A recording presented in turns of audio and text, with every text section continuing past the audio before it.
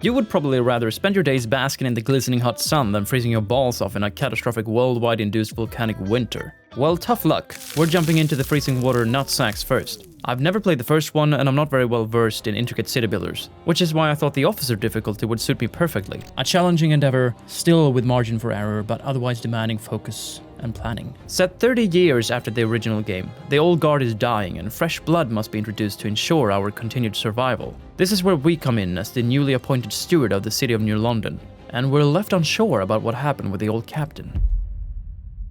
Hopefully he passed away peacefully in his sleep from old age. Setting the scene with a prologue, we play a part of the nomadic wanderers. Another whiteout is threatening our immediate survival, and we've yet again reached the old machine and furnace that will provide heat through the storm. We must prepare, we must survive. This is Frostpunk 2. The old dreadnought remains intact under the snow. To get it back on its feet, we must first supply it with oil. We will restart the furnace. Frostbreak area. Well, where's my dudes? To an oil wagon. That's an oil wagon. I want to get over there. Oh, we're over here, and I want to go there then. Like that?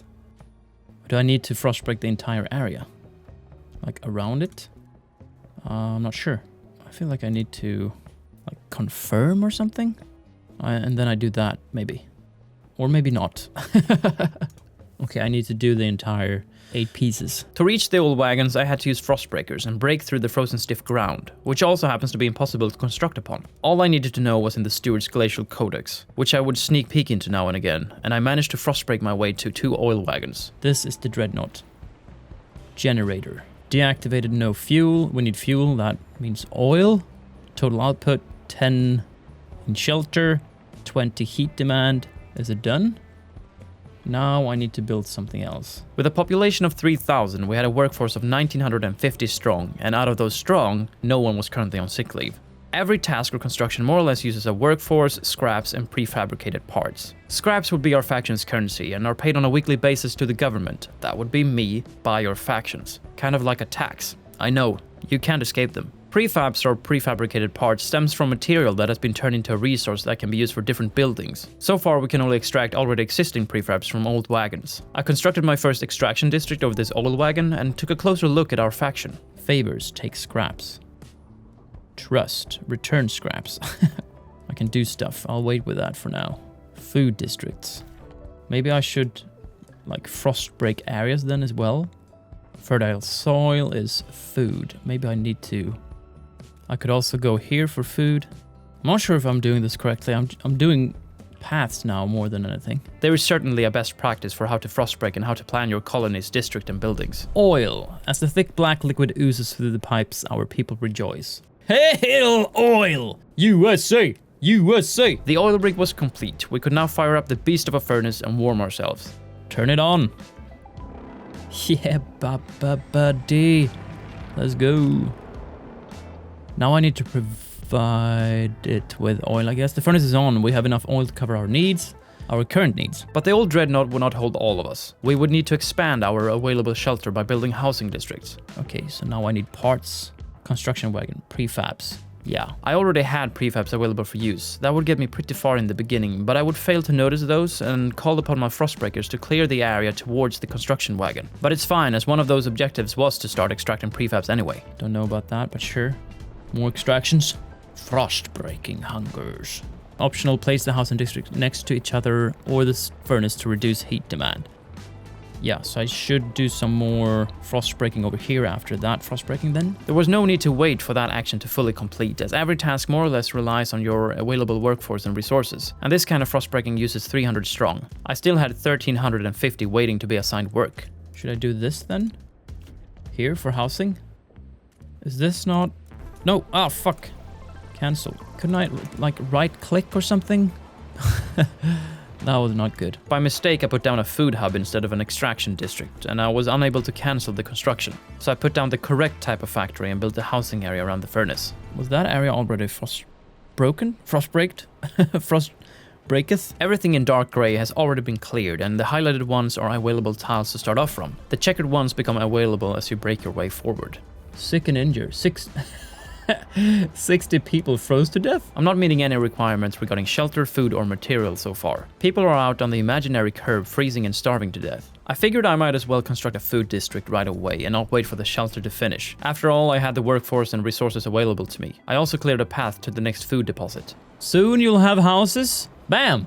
Okay, the demand decreased. That's good. Food is still scarce. These 3 icons indicate shelter, food, and material needs. I was in the negative for all of them, which obviously mean that the population had to live in the snow as well as eat the snow. I was unaware that material and resources were extracted on a daily basis, except for prefabs and scraps, which are on a weekly basis, and I thought that by frostbreaking to the source and building an extraction district on top of it gave me access to everything right away. More prefabs? Go.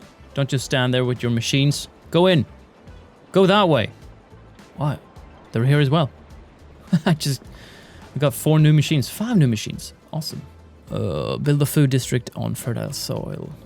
I thought I did. I did, it just hadn't been completed yet. But I got it confused with this district extracting prefabs. But how I was still confused when this event was triggered due to my food district being finished is a whole nother story. With fuel and shelter taken care of, it was time to increase our food output so that the surplus would be stockpiled for the upcoming whiteout. Whiteout arriving in 64 weeks. We're not stockpiling food. I'm trying. I'm gonna need to demolish this first. And now I can build a food district. I thought I could build a food district. No, that's a maintenance. God damn. That's a food district. Thank you. I'm doing something right. The confusion was really out of control, but I got to erect another house of produce and understood that I had to expand all types of sectors for us to have a chance of survival. Where should I go? There's more oil, more food, more stuff over here. Let's do that. Can I just... I don't understand. Can I do... How much frostbreaking can I actually do here? So I have available workforce 349, so I can just go ahead with a lot of frostbreaking, I guess. Then I might as well go over here as well, right? Now I only have 49. So that's my available workforce. So if I go into frostbreak here again, I don't have enough because that takes 300. Okay, I see. As I cleared my way towards more food, oil, and prefabs, an event was triggered due to me foolishly having demolished our one and only building for retrieving prefabs. The game helps you out with tooltips from the mob and factions. More on factions later, but they help to inform you of different situations. With 2 food districts, I was now meeting demand, and with a surplus, stockpiling food. This is all automatic as long as you have enough room in your storage hubs, which are a separate kind of building. I did place one of those hubs by mistake before, and I guess you can count removing it as a mistake as well. Prefabs is... That was prefabs. What did I...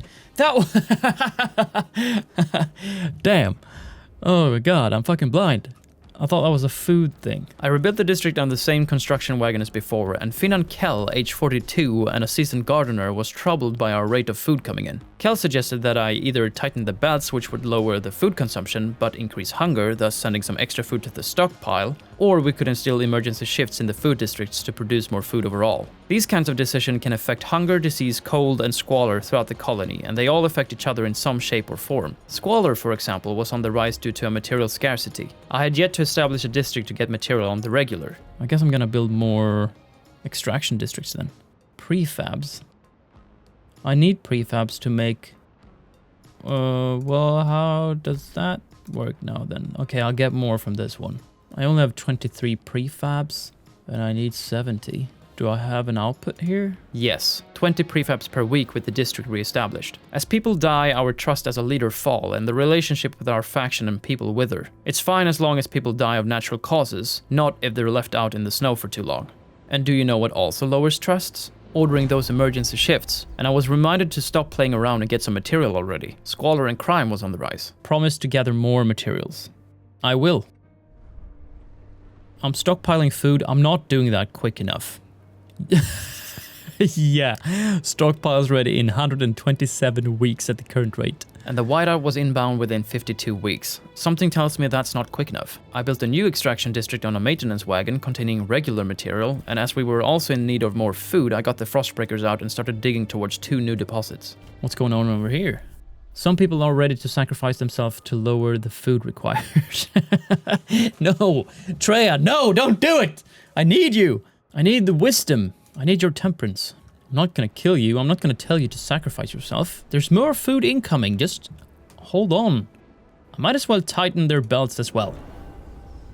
Here we go. All will eat less. while stockpiling more. Better 2 meals a day now than no meals later. That's right. Tightening the belts removed 26 total weeks, but we were still 50 weeks short of our goal. Out on the plains, the Frostbreaking crew had uncovered a symbol on the frozen remains of a man in a tattered uniform. Some elders claimed it symbolized a military organization, while others argued it had a religious significance. I haven't seen it before. This is the first time I hear of it. Depending on your choice in the matter, it will affect the story in the future by reaffirming past events of New London. I settled on the fact that New London's history was shrouded in mystery. We have now gathered enough materials to maintain our districts. Time to focus on stockpiling food for the whiteout. Relations improve, causing trust to rise. Let's focus on food. All districts need material in order to function properly. If we do not meet the requirements of our districts, it will greatly increase squalor. With my Frostbreakers having cleared the way to another source of food, Aiden Fincham informs us that the seal colony by the lake can supplement our food production. Is that gonna be a negative if I, kill the seals? Is that gonna be a negative later on? Heat demand is increased. No! No! No! Now I need more oil then? Most likely. So I placed another oil rig close to the colony where I had already cleared a path in the snow. Optional, place a food district on the seal colony. That's what I'm gonna do. I just need more prefabs before doing it. I still need a little bit more housing actually as well. That means I need to maybe do some more extracting, frostbreaking. Absent.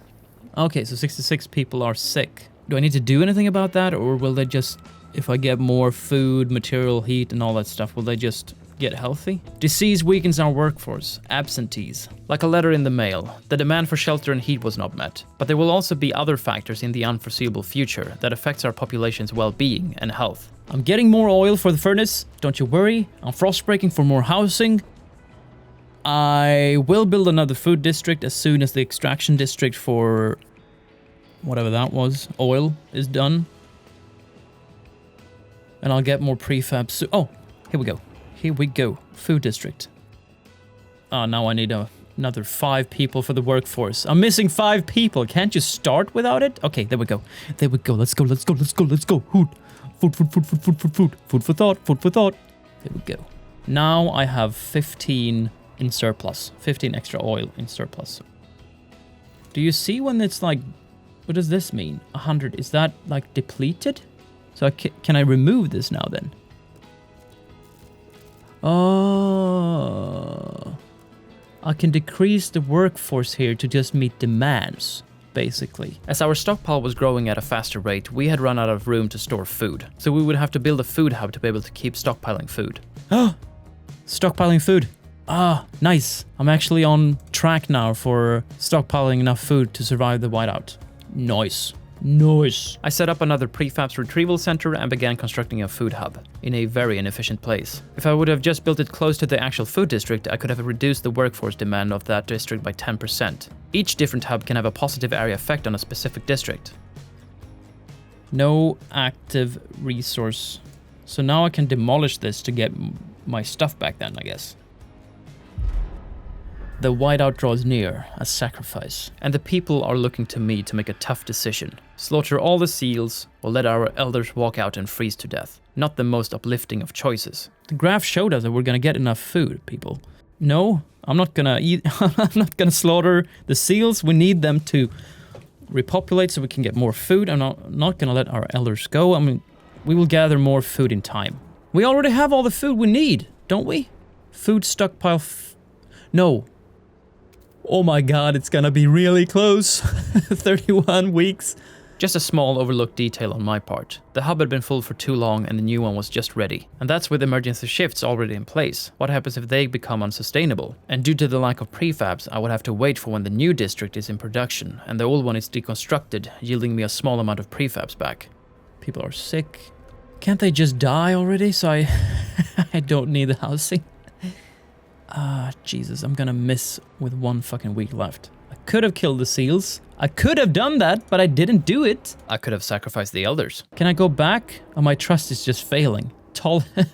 Tolerated. Should your trust fall down to 0, your reign might be at its end. The people will then hold a vote if they wish to continue with you as their steward. But I was happy that people still considered my rule as a tolerated one. I dabbled and experimented a bit with my active workforce for this oil district. Must have been hell being laid off only to be called in for duty the next day again. I settled for lowering the capacity for the extraction of prefabricated parts so that we could reach the heat demand with a small surplus of material, as well as ordering more emergency shifts.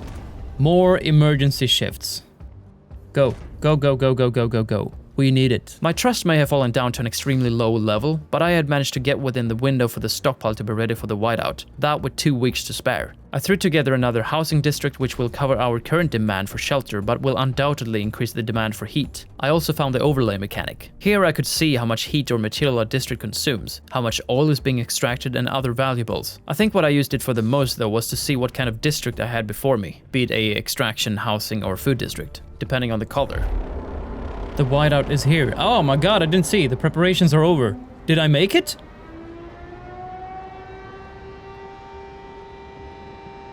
Heat scarce. Unfulfilled. What do I do with that? Did I die? I probably didn't make it, did I? No. Oh my god, I have 0 ability.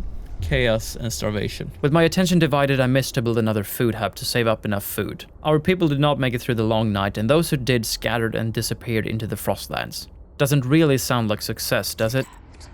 Can you hear us? Captain! Do you hear us? I wanted to get a head start this time around, so as soon as we landed at the old dreadnought, I frostbroke to both the oil wagon and the prefabricated parts closest to the furnace, and cleared off an extra line of ice for a housing district. Oh yeah, I need to frostbreak that before I can move on and frostbreak even more.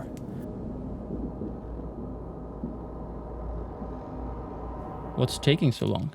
Oh, it's paused. Let's go. I didn't even know I could pause it.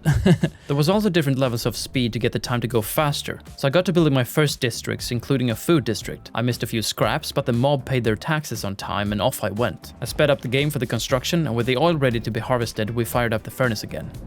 I cleared a path to these material deposits and built the housing district right next to the dreadnought for the proximity effect. I need to build another house district. Gonna do that over here. So they have heat, I guess, then, but how do I fix that these guys have heat? Am I doing something wrong? Should I do this? When you have all 3 bars filled, the area effect will be applied to the entire district. This one means that the housing district will require 20 less in heat demand, as it's supplied from the neighboring district. So you can build the house district by itself, but that means it will require a higher base heat demand. Different districts and hubs also offer a variety of different proximity effects, not all of them positive. Not that I knew that at the time. It was a lot of information to cram into my tiny little head in the beginning. I cleared the same way down to the seal colony and oil wagon, built more shelter, and Mr. Kell reminded me again to instill a few emergency shifts and perhaps tighten the belts a bit to ensure us meeting the food stockpile requirement. Better 2 meals now than no meals later. Here. That's my boy. It was time to start stockpiling food for the whiteout. I got my first food hub as to not run out of storage and consequently kill our entire colony. Coincidentally, my people was slowly freezing to death, so I asked the kind workers down at the oil rig to put in some extra shifts and relieve the agriculture workmen of their extra shifts. I erected a district to get material, and to not rely on emergency shifts for too long, I started constructing another oil rig. And having distributed some hot cocoa, people were all warm and cozy again. I'm tolerated. I'm not liked. People are not looking to me in times of crisis. What are you gonna do?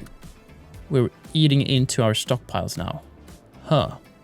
That's bad.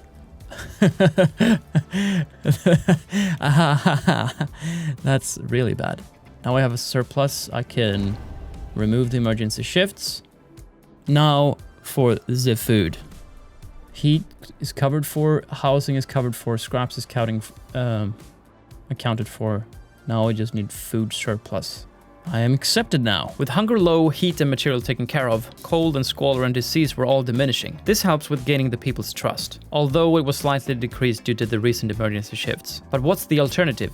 Death? Come on, guys. I decreased the workforce in the material district as we were meeting our quotas anyway, which also increased our spare oil. The first prefabs extraction district was depleted, so I demolished it for its remaining material and scraps, and the oil production and food harvest was all increased by 2 new districts as well. But I had to do something to increase my output of food. The pace was too slow. I just won't last. Should I make another food district, or... I guess. I mean, I need the food. I cleared an area in the proximity of the food district for another food hub. Not that I knew it would get the positive area effect, it's just that I thought it took up more tiles than one, which it doesn't. I had yet again run out of prefabs, which doesn't really matter if I don't intend to build more districts for now. It's just the game holding my hand and informing me that I'm not very good at it. Treya offered up herself and other elders to save the colony. Brave souls. I declined. And with the demolishment of the old prefabs district, I could rebuild it over the construction wagon to be able to extract some more. This time I enforced that New London had embraced order, following strong leadership to survive the cold. I've got heat, I've got shelter, got food, I got materials. What's the goddamn holdup, Mr. Sobel? With the new food district completed, we were en route to reach our stockpiling goals, but I knew that we would need to expand with another hub to be able to hold enough food over the whiteout. I just needed to wait for the prefabs to start rolling in again. Should I can get more oil over here as well, but let's go towards some food. Get the machines up and running. They're freezing their balls off, but they're doing it for the good of the colony. I can get behind that. Heat is all of a sudden something that I need more of. No. I've got an available workforce of 80. No one is sick. That's an improvement. That really is an improvement. It's important to know and understand that for each building and district you construct, there will be additional demands to be met. That's one of the reasons why planning is so important. I started to make my way towards more oil and increase the workforce to 100% for the extraction of material to meet the increasing demand. I built another oil rig, and as I was decreasing the housing capacity to not use as much oil for heating, a colder season hit me, and the cold worked fast. 2 got sick right away. I would hopefully meet the requirements soon as we were expanding our oil rigs. In the meantime, I decreased the workforce for each food district, just until we had enough oil for the furnace to burn hot. Food stockpile. Near food, -10 workforce requirement. Oh, okay, so you get... So they're getting the positive area of effect if I place it over there. I can almost cover the heat demands. Not 100% though. A food district, I need to get that up and running again. 47 weeks. I can't do that. I need to do that. I don't have enough oil. Do I need to go ahead with like overdrive? The overdrive function for the generator increases its efficiency but increases its wear. If it reaches maximum wear, there will be casualties. I activated it for now and told myself to keep an extra eye on it. There's a lot of back and forth regarding these damned food districts. I argued if I should build another one on this fertile ground to offset one of my current ones that was almost fully depleted, but I would have to reduce the workforce for a district to build it. I was a few men short. It says that I'm on target. I'm not gonna kill the elders. I'm not gonna resort to any extremes yet. We're fine. I was on track. I had enough heat, an oil surplus with shelter provided for. Food would be stockpiled for the whiteout within 30 weeks, and we had enough material to manufacture everything we needed. With 8 weeks left on this food source, I erected another one to take over the load and not fail the set target. I looked over the generator. It was almost at 50% wear. Turned it off for now and mitigated the heat loss with emergency shifts at the oil rigs. I also decreased the workforce within the food districts. A mad move, I know, but I was still staying on target. If I keep it at this, then I'm gonna have enough food for the whiteout. Everybody has housing, we get a food surplus, we get materials coming in, and we even have heat, surplus of heat. In the background, one of our districts is depleted, and just like that, we're at 39 weeks at our current stockpiling rate. Luckily, I noticed this as I revoked the emergency shifts and demolished the depleted districts, and by turning up the workforce to 100% on the remaining food districts, we're again within the target. 19 weeks. We're back on track. We're back on track, people. I turned on the overdrive again as the wear had gone down to a manageable level. We're gonna reach the stockpile. Everything is nice, everything's fine. Food secured. We did it. We secured enough food to survive the incoming whiteout. Our workers will make some last-minute preparations before the storm arrives. We should try and keep our people warm from this for this time. We will survive. Now we wait. Oh, no. Boop, boop, boop, boop, boop, boop, boop, boop, boop. Hello, whiteout. What's happening? The whiteout is here. The preparations are over. Oh my god. Heat is fucked up. Does that mean I survive? When the whiteout hit the camp, the wanderers were ready. Everyone was thankful we acted fast and gathered enough food in time. The miracle of the seal colonies strengthened our hope that our journey will lead us to our promised land. Our elders have added this story to our great tales, alongside warnings about a sinful city that still pumps smoke into the sky. We survived. As the old captain has been binned off, it's now up to us as the steward to get this ship up and running again. We would have to use this warmer summer to build shelters, secure more of our finite resource coal, and get the generator running again. Oh, now I have different factions here. Tension notable, so it's gonna be tensions between factions as well. Checking out the landscape, I could see a lot of resources scattered around the center of the city. First, we need a steady stream of coal, so I cleared a path in the snow towards our first deposits. Cores. Oh, I have a lot of prefabs. I could build housing then, I guess. Extraction, industrial, logistic. Oh my god, we have more. For shelter, I constructed houses in the gorges leading away from the city. They offer protection against the wind, meaning they would not use up as much heat. Food is scarce, goods are limited, whatever that means. I also need material, as well as goods that provides everything from furniture to jewelry for our population. We also had heat stamps that replaced scraps. If goods are scarce, people will begin to quarrel over them, contributing to a higher crime rate and a lower income of heat stamps. I constructed a coal and housing district and cleared a big patch of ice to reach material deposits. In the bottom left corner, I found 3 axes of our zeitgeist. Zeitgeist meaning spirit of time, which describes the direction of our city. The laws will pass, the buildings will build. They all impact the zeitgeist, and at the same time they affect the relationship of our people's factions. The communities tend to favor some solutions over others. With the coal plant operational, I got the furnace ignited anew. But the worries was not over. The coal veins running through New London would not last forever. We would need to do all we can to increase the mine's efficiency. We must choose a solution. How do I do that now then? Expand the housing district? Build a research institute? Research an idea for new coal mines. The steward appreciates all your adoring letters and will answer personally in due time. Yes. Yes, we will. More extraction districts over here. Checkily check, checkily check, check, check. I need more housing. Can I get more housing over here? Yes, I can. Nice. I still need more. Now I need more food. I can get some food districts over here. My curiosity led me into building an industrial district. Without being entirely sure of its purpose, I placed one on the other side of the city. In this phase of my playthrough, or perhaps in all phases, I really didn't have a plan or keep track on any of my resources like prefabs, heat stamps, or workforce, and idly built whatever I felt was needed at the time. Hell yeah. Look at my world. Somebody needs help. As the generator woke from its slumber with a thundering shudder, a couple came forth saying their child was born at the exact moment the generator sprang to life again, and the people are hopeful that there is a future for them after all. A bunch of horseshit if you ask me. Keep on bringing your babies, I'll kiss them all. That's the kind of politician that I'm gonna be. I'm gonna be kissing babies, I'm gonna be gathering food, I'm gonna heat you up, I'm gonna give you houses. But first and foremost, I'm gonna kiss babies. I think that's the way we secure the future. Bless babies, maybe I should say. How do I increase my heat? Unfulfilled output. Do I need to upgrade this somehow? Requirements 120, total demand 70. Do I need more coal? Is that it? Is that what you're trying to say? I don't think I have much coal. I mean, how am I even gonna survive? I will probably find oil or something, right? Yeah, but how do I get goods though? I am building an industrial district, am I not? Okay, so I produce goods through the industrial district. Expand. 1 additional building slot. Heat stamps, 50 prefabs.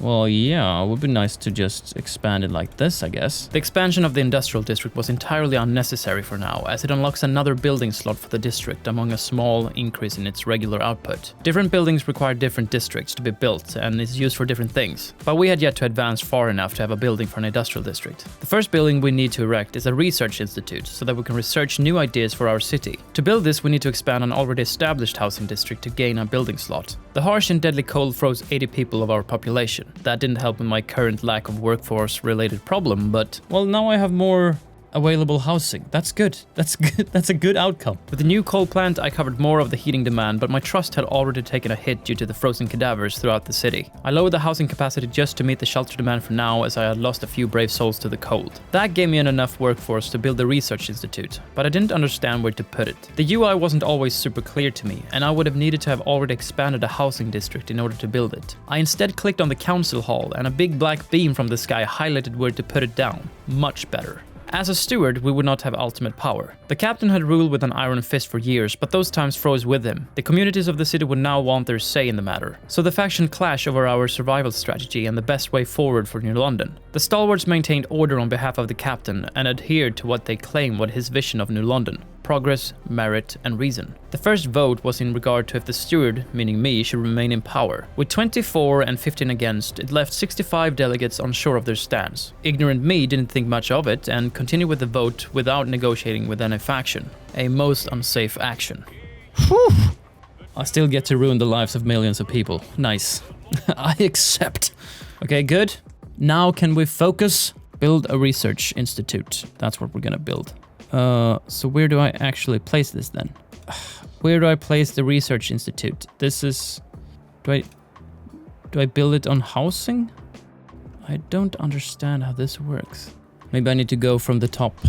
So expand an existing housing district. Then I can build a research institute. Then I can do the research to research an idea for a new coal mine. And then construct a newly researched building in the extraction district. Expand an existing housing district. That didn't work. Oh, do I? Oh, for fuck's sake. I do this. This is how I expand. Is it? Is that how I expand a district? Not by building a new one? Ah, perfect. Now I can build a research institute, probably. Yeah, okay. With no immediate available workforce, I couldn't build an extraction district to keep up with the demand for material. I went through my existing districts to lower the attendees to get free hands on deck for other lines of work. The research institute was complete, and our communities of New London was arguing how to exploit the last remaining coal vein. With the institute, you can research new ideas, laws, ideologies, and buildings to shape New London. As you know, different factions will support different ideas that support their zeitgeist. Choosing a community to develop their idea will improve your relations with that particular group. Conversely, it will worsen your relationship with the group if you support another faction's idea. Blasting coal mines would be my choice. My thought in the beginning was that there were two factions supporting this idea. It would require a smaller workforce, and the coal output would be 180 instead of 120. Researching an idea costs heat stamps and can take as long as a year to complete. I built an additional coal district due to heat concerns, and with overdrive enabled on the generator as well, gave me 120 extra in heat output. With the new coal mine in production, I could even turn off the overdrive function and still have enough coal to cover the demand. Until the small stockpile of coal I had gathered ran out, that was. The street urchin Sue Miller was looking for trouble. Without laws that govern and regulate childhood, it's causing tension to rise through the city. Oh, do I need to go into the law thing and pass more law? Speaking like a true legislator. After passing a new law, the council adjourns for 10 weeks until you can put up another bill for voting. I thought I might need to be able to send out guard enforcers to keep the peace and put Sue Miller in her place. Not that this will affect her in any way, as this is regards to protests and riots in districts. Anywho, I suggested it and asked both the New Londoners and the Frostlanders to pass the bill. Little did I know that what I promised was to pass a city development effort bill in favor of their zeitgeist, and to research the gleaning harvester hangar for a logistic district to increase efficiency when harvesting materials in the Frostlands. Break a promise and see your trust and relationship with that faction plummet. Hovering over a faction, I had a variety of different options to improve or destroy my relationship with each one of them. I could fund projects, make a promise to either research or pass a law in their favor, or even grant them the say in which law to be voted on next. You can also publicly back or condemn a faction or raise their taxes and receive more heat stamps. I decided to make a promise and told the Stalwarts I would research unproductive do maintenance for them. But I did not make myself any favors in doing so, as I now had 3 active promises. 3 is the maximum, by the way.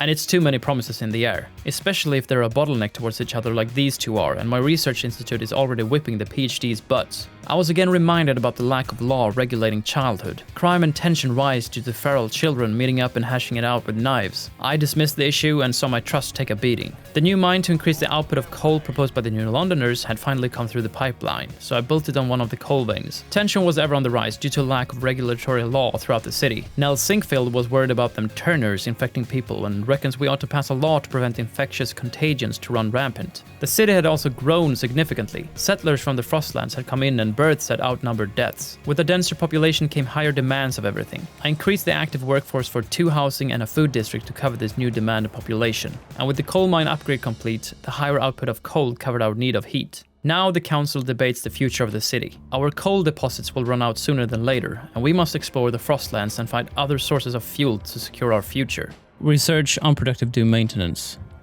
How do I do that though? I had a hard time finding the specific idea I had promised to research in the idea tree. With 6 different trees and at least a handful of different sub-choices, it was a jungle. Maybe... Is this a promise? Ah, okay. Let's check city, maintenance duty, unprotective do maintenance. Yeah. 10 weeks. How many weeks do I have left? I had 21 weeks to research unproductive doom maintenance, which would take me 10 weeks. I would most likely break this promise. It seems a small group of Frostlanders refused a routine medical examination from the Stalwarts, an anchored routine from the past. For now, I allow the mandatory checkups to continue. To help mitigate my loss of trust, I did another shoot myself in the foot maneuver and granted the Frostlanders to choose which bill to vote on next. As the council was available, they set the agenda and wanted to vote on community service expedition support. If passed, it would decrease exploration time in the Frostlands, a suitable law to timely pass as we would soon need to venture out in the Frostlands anyway. But that would also delay a possible vote on the city development bill I had promised to pass for the New Londoners. I was left with no choice but to vote with the people divided. I had too many active promises and couldn't negotiate with any factions. Hear ye! Oh, I got a lot of stuff here. Heating hub, what does that do? Additional heating tower, lowering heat demand in neighboring districts. Maybe I should do one of those. Over there. Old way station, resource, Frostland teams. To access the Frostlands for our exploration efforts. Is that a way to do expeditions, I guess? Crime continues to worsen in our dear city as population rises and there's a scarcity of goods. I checked to see if I could pass some sort of law to help lower the crime rate, but the council was still in recess for another 7 weeks.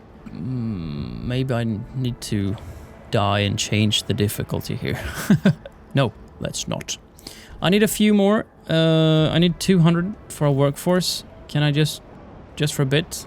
Because I want to get over here. I had neglected the material deficit for too long and had now run the stockpile, courtesy of the old captain, dry. I know I still have the trust of the people, but I wouldn't blame them if they either reanimate the old captain somehow or just replace me with a bag of crap. Yeah.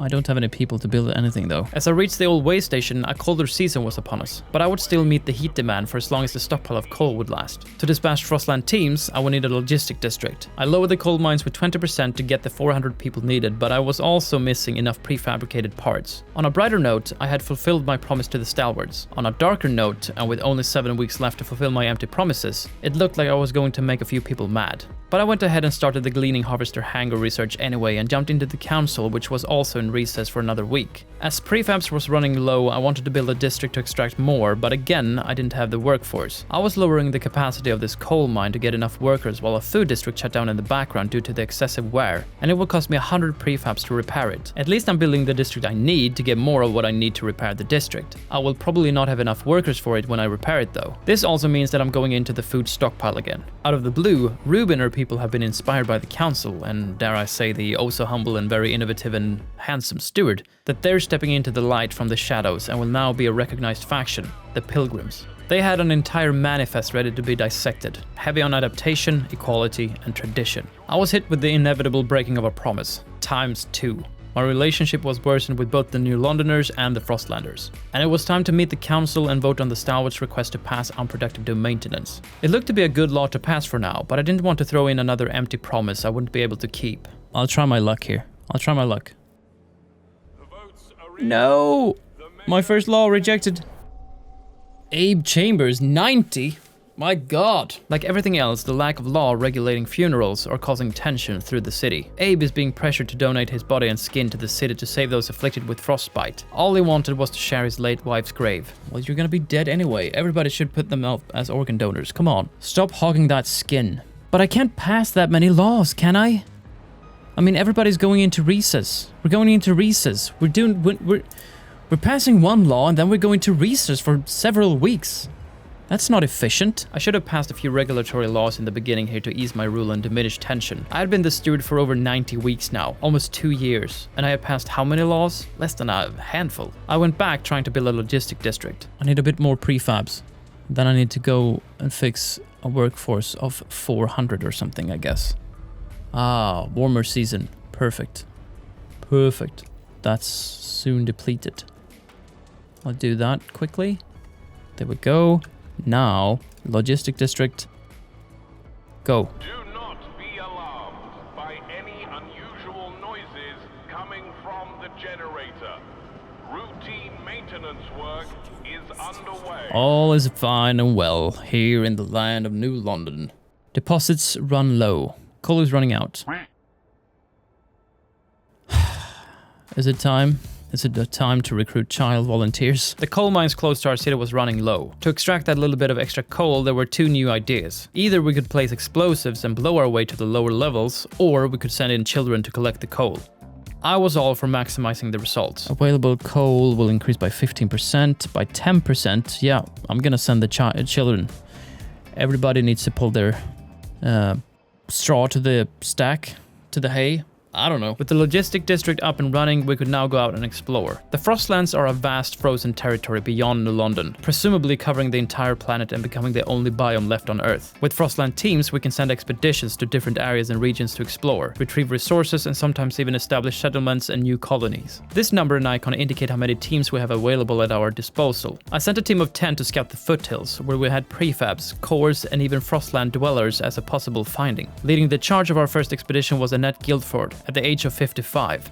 Not bad. As we waited for the expedition to report back their findings, I repaired the broken food district, but it will remain inactive as we didn't have enough of a workforce. And in other news, a fire broke out in the shafts of the mine. To save the coal, we cut off the air supply. Tragically, 97 children lost their lives in the mines. A memorial will be held this evening to honor those who gave their lives in the mines. I reactivated a portion of this food district and the council was back in session, so I looked through a few of the laws. I now had the chance to address some of the issues people had raised. I, however, stumbled in on citizenship and community service, where I already had a bylaw in place. My ignorant state, I proposed another law, the city development effort, as the small amount of prefabs the main district would produce looked very shiny to me. I put it up for a vote and the law was passed. It's as infuriating for me as it is for you, you know. Even more so for me, I mean, I have to show you this silliness. But I also blame the council and my advisors for not saying anything. It's a kangaroo court. As my relationship had deteriorated with the pilgrims, not the only ones by the way, the relationship with the Frostlanders was also frosty, I promised them to research dutiful youth. It would give the city more active workers and reduce crime a bit. And with the guidance of the elders, Sue Miller was sure to become an upstanding citizen. I also funded projects for them both, and I granted the pilgrims the right to choose the next law to be voted on in the council. There we go. Done! And we're back to being tolerated. Neutral. Neutral. Neutral. Neutral. That's what we're supposed to be. Switzerland. Neutral.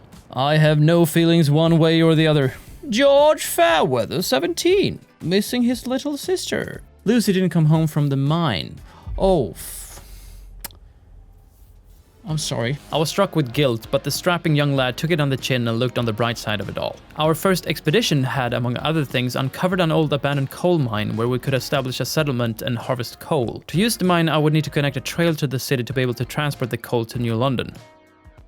What the fuck am I doing? If you couldn't tell, it wasn't obvious to me how to connect the trail. I got it set up to another settlement, but in order for it to work, I have to connect the trail to one of our logistic districts. Squalor was notable in the city and growing due to our extreme material deficit, so I prepared for a new district by clearing the way to a few more deposits. The Pilgrims' proposal to vote for the supported quarantine was now in session. If passed, it would significantly reduce disease at the cost of an increased demand of shelter per capita, but only slightly, so I thought it best to negotiate to get the majority vote to pass the bill. The New Londoners were mostly hesitant and had the most delegates available, and they were open to barter. I told them I would work towards passing the law mass-produced goods to increase our goods production. I still didn't understand that the promise didn't end here and that I actually had to pass the law as well. Silly me. Our research of dutiful youth was also complete, and the Pilgrims looked upon us more favorably as we kept our word for a change. Hee yee. I need a bigger workforce in order for me to be able to extract more of those. There we go. Now I need more housing. But I can't do anything because I don't have any workforces. I committed to resolving the funeral question that was still looming over me. I would have 30 weeks to pass one of the bylaws to regulate this. I now had 2 active promises. Checking out the idea tree, I had research to do, and I was oogling a hospital. Does that make for like another building? And I can't build a building because I don't have a workforce. Jesus. I am a dumb, silly noodle, because I don't... Yeah, let's research it. Whatever. Squalor was growing. Hopefully my soon-to-be new district for extracting material would decrease it a little. But the bad news had me so tired that I needed to take a break from ruining humanity's last hope of survival. I need to save and quit for now. Back inside the Frostpunk snow globe, I took a gander at my city's people. I have 4 factions right now. Tradition will ground and guide us for the Pilgrims. Stalwarts, progress, and merit. And reason. Progress, merit, and reason. That's 3 for those. And New Londoners are through technological progress, New London will survive. I thought I would ground myself in progress and try to pursue as much as possible in that zeitgeist axis. My biggest faction right now was the New Londoners, and they were in favor of progress with the Stalwarts right by their side. In the council room I saw that you can see what each faction seek to accomplish, which law to pass and other data like its background information as well as their manifest if they have one. Outside the halls of law I checked on the progress for the trail attaching the coal mine to New London. Coal happened to be my biggest concern now as the stockpile would run out any week, so the settlement would surely help with this. It was just too bad that with this trail being complete in 2 days, it would be connected to, nothing. I demolished this empty coal mine, increased the workforce for another, and the council was ready to vote on dutiful youth. I was myself hesitant at first, as I also did not understand how to use the abilities some ideas and laws unlocked. Looking to negotiate, I got cold feet as the Frostlanders' demands were in my opinion too high and perhaps too similar to already active promises to pass other laws, and I was already in the middle of researching the hospital, so I took a gamble wanting the vote to pass. I had wasted another council session. My excuse for this erratic and irresponsible behavior is that I've always had an active promise and granted agenda for one of the factions choosing the laws to vote on for me, which also made me not clumsily click in and comprehend how the hierarchy of laws and bylaws were set up. There is an option to overrule a granted agenda and choose another law to vote on, not that I knew that either, and my confusion would still linger. Disease was under control in the city, but citizens were now instead pissed off that we still had the contagion prevention law in place. There's no winning with these people. They've asked to remove it. I increased the Frostland teams again as I had a couple of idle workers. This helped me with the completion of the trails of the coal mine. Apparently I had reduced the workforce too much before, so the job could not be finished. With the trail only erected halfway, I asked my teams to dismantle this wreck for 2 cores. Cores are used mainly to upgrade the generator and build specialized buildings. They're a commodity and will be used more and more. The hospital was ready to be built, but I was again met with the challenge of having little to no workforce available. And I currently didn't meet a single demand or need of the people, at least of all heat. And they knew it. People would soon start to freeze to death. Tension is high, people are afraid. Yeah, I'm not sure I can prove them wrong though. I am not up for the task. I didn't want this station. You picked me. Why? I'm a blind fool. I can press I see, but I can't see. In the idea tree, I advanced the coal mine to be able to increase the output of coal even further, and in the Frostland, our teams had dismantled the rusted engine and discovered a clue of where to possibly find a dreadnought. The tracks in the snow suggested that the rest of the machine had continued in the direction of the frozen bay. Connect trails. And I need to connect it to that one because that's where I have, maybe, 2 weeks. I don't know.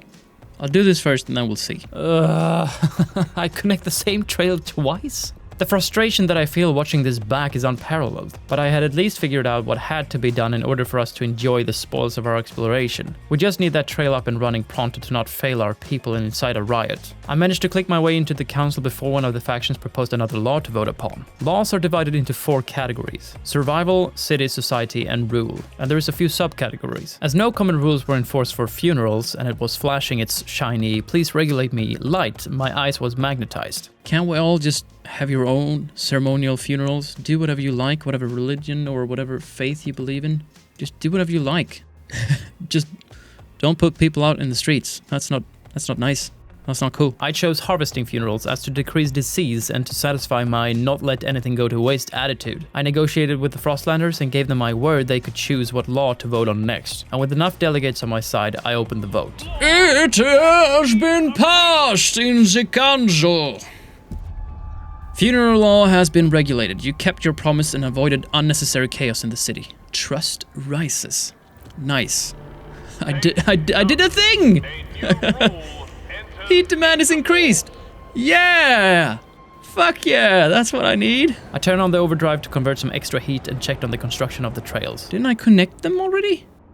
I don't understand this connection thing. That's 4 weeks. And that's 4 weeks as well, but maybe that offers something better, that all the trails are connected. So let's do that then. Let's see if that works. Then I'm gonna get some more coal. Hopefully I'm gonna meet some more of this heat demand. Let Frostlanders choose the next law to be voted on the council. Oh yeah, I need to do that as well. Boom. Back to neutral. Hell yeah. My god, I'm manipulating and scheming and doing all kinds of stuff. The thing is, I don't know what I'm doing. A fact that's reinforced by my upcoming realization. Promise to New Londoners. Pass mass-produced goods. Oh, that's not gonna... I'm not gonna be able to do that because I just gave it to the Frostlanders. A new icon had appeared in the top right corner. As the trails was now established from the abandoned mine outpost, we could now activate it and start extracting coal. This will allocate 10 Frostland teams until the mine is fully depleted. With the mine active, I now met the heat demand with a small surplus. With the generator on overdrive, that was. But a warmer season was on the horizon, so I kept it on overdrive for now. A small victory. Exploration time is slightly decreased, a small step towards adaptation. Can't negotiate, too many promises. I do as the politicians do. I promise a lot and deliver too little. I put the vote on hold and got the people back to work in the logistics center to increase my teams out in the Frostlands. I also looked into what my explorers had been up to. Not much, as I had not delegated anything from earlier, but there was a few things available to me. People who had once left the city were willing to come back as their own situation had worsened. I was tentative as this would lead to higher demands, but I would also get a bigger workforce. I ultimately decided to welcome over 2,000 Frostlanders and around 2,500 New Londoners to the city. I held a council session and we passed the Frostlander suggestion of expedition support, which led me to breaking another promise to the New Londoners. My overall trust fell a bit now, but my slate was clean with no active promises. A steward's dream. With a larger population and workforce, I could now increase the workers for my active coal mine to meet the heat demand again. But basic necessities were not available for everyone. Better off citizens offers to pay more, thus getting more, and with supplies being low, there is not enough to go around. From the goodness of my heart, I committed to resolve this issue. But that's another promise. Let's hope I can keep it. My prefabs district was depleted, so I started to tear it down for its scraps. The generator was now above 60% wear due to the overdrive function, so I turned it off not to work it too hard and send us into an early oblivion. I'll do a lot of frost breaking here while I can, while I have the workforce available. I saw a stable crevasse that I thought might be good for housing as it is. Stable. I saw a stable crevasse. That I thought might be good for housing as it offered shelter against the wind, so I cleared up a path, and with the council ready to rock, I found the basic necessities tab and got cooking. I think I'm gonna go with the free essentials actually. I'm gonna propose this. We're gonna negotiate. Work tips output is increased. Workforce. As I still needed to find more fuel for the furnace in the Frostlands, the extra output of 20 teams by building a Vanguard logistic bay didn't seem like such a bad deal. Yeah, I'll go with that one. So I need to research that as well. Law is supported. Vote. Go. Yes. Yes. Marvelous. Marvelous. We are making politics. Basic necessities regulated. Awesome. Trust rises. But tension was higher than ever due to severe crime and cold. I jumped into researching the Vanguard logistics bay to keep my promise right away, and I turned on the industrial district to produce goods again. Hopefully this will reduce crime a little bit as goods will be more available. Then I'm gonna need some more material, but that's fine cause I can build an extraction district for a lot. Yeah, buddy. Yeah, buddy. Regulating the harvesting of funerals had begun to have a positive effect. For Abigail, it meant a new chance to see. Feels nice to get a few positive notes now and then in this debacle of a city. I turned on the overdrive for the furnace again, got a district erected in the crevasse I had prepared earlier, and managed to get not just one, but 2 synergy effects for this area of housing. I also set up another way station. 139 froze to death. Not great. What are you gonna do? I'll tell you what to do. Put down some of those buildings that you've researched to increase the output of your districts, and go out into the Frostlands and find some valuable deposits and another source of fuel. I didn't have an understanding of where to put the hospital yet, but I had an empty building slot for one of my coal districts, and finally got to place an advanced shaft coal mine that the game more or less told me to do 5 years ago. 137 murdered by violent criminals is... What is that about? Looking over at the misery index, everything bad in the world was increasing. Disease, cold, and crime were all on the rise and very notable. Growing hunger. Ugh. And yes, hunger was also on the rise. I took their cries for help to heart and built another food district. Oh, generator. We will find another way to stay warm. Yeah. If you say so. With more Frostland teams readily available, I launched an expedition to the Frozen Bay, and the research was complete for the Vanguard building, which means we met the Frostlanders' demand. Hovering over the crime index, I read that crime would be reduced by installing watchtowers to get guard squads in the districts. Poor man's police. Anyway, that was my next idea for research. My relationship with the Stalwarts and New Londoners were at a new all-time low. As the Stalwarts is only 9% of the population, I promised the New Londoners to repeal the current law expedition support under community service. It seems like I'm wasting another council session meeting, but there was was another law that might actually be more valuable for the time being. Not that I knew that when I made the promise, but that is neither here nor there. I am screwed, am I not?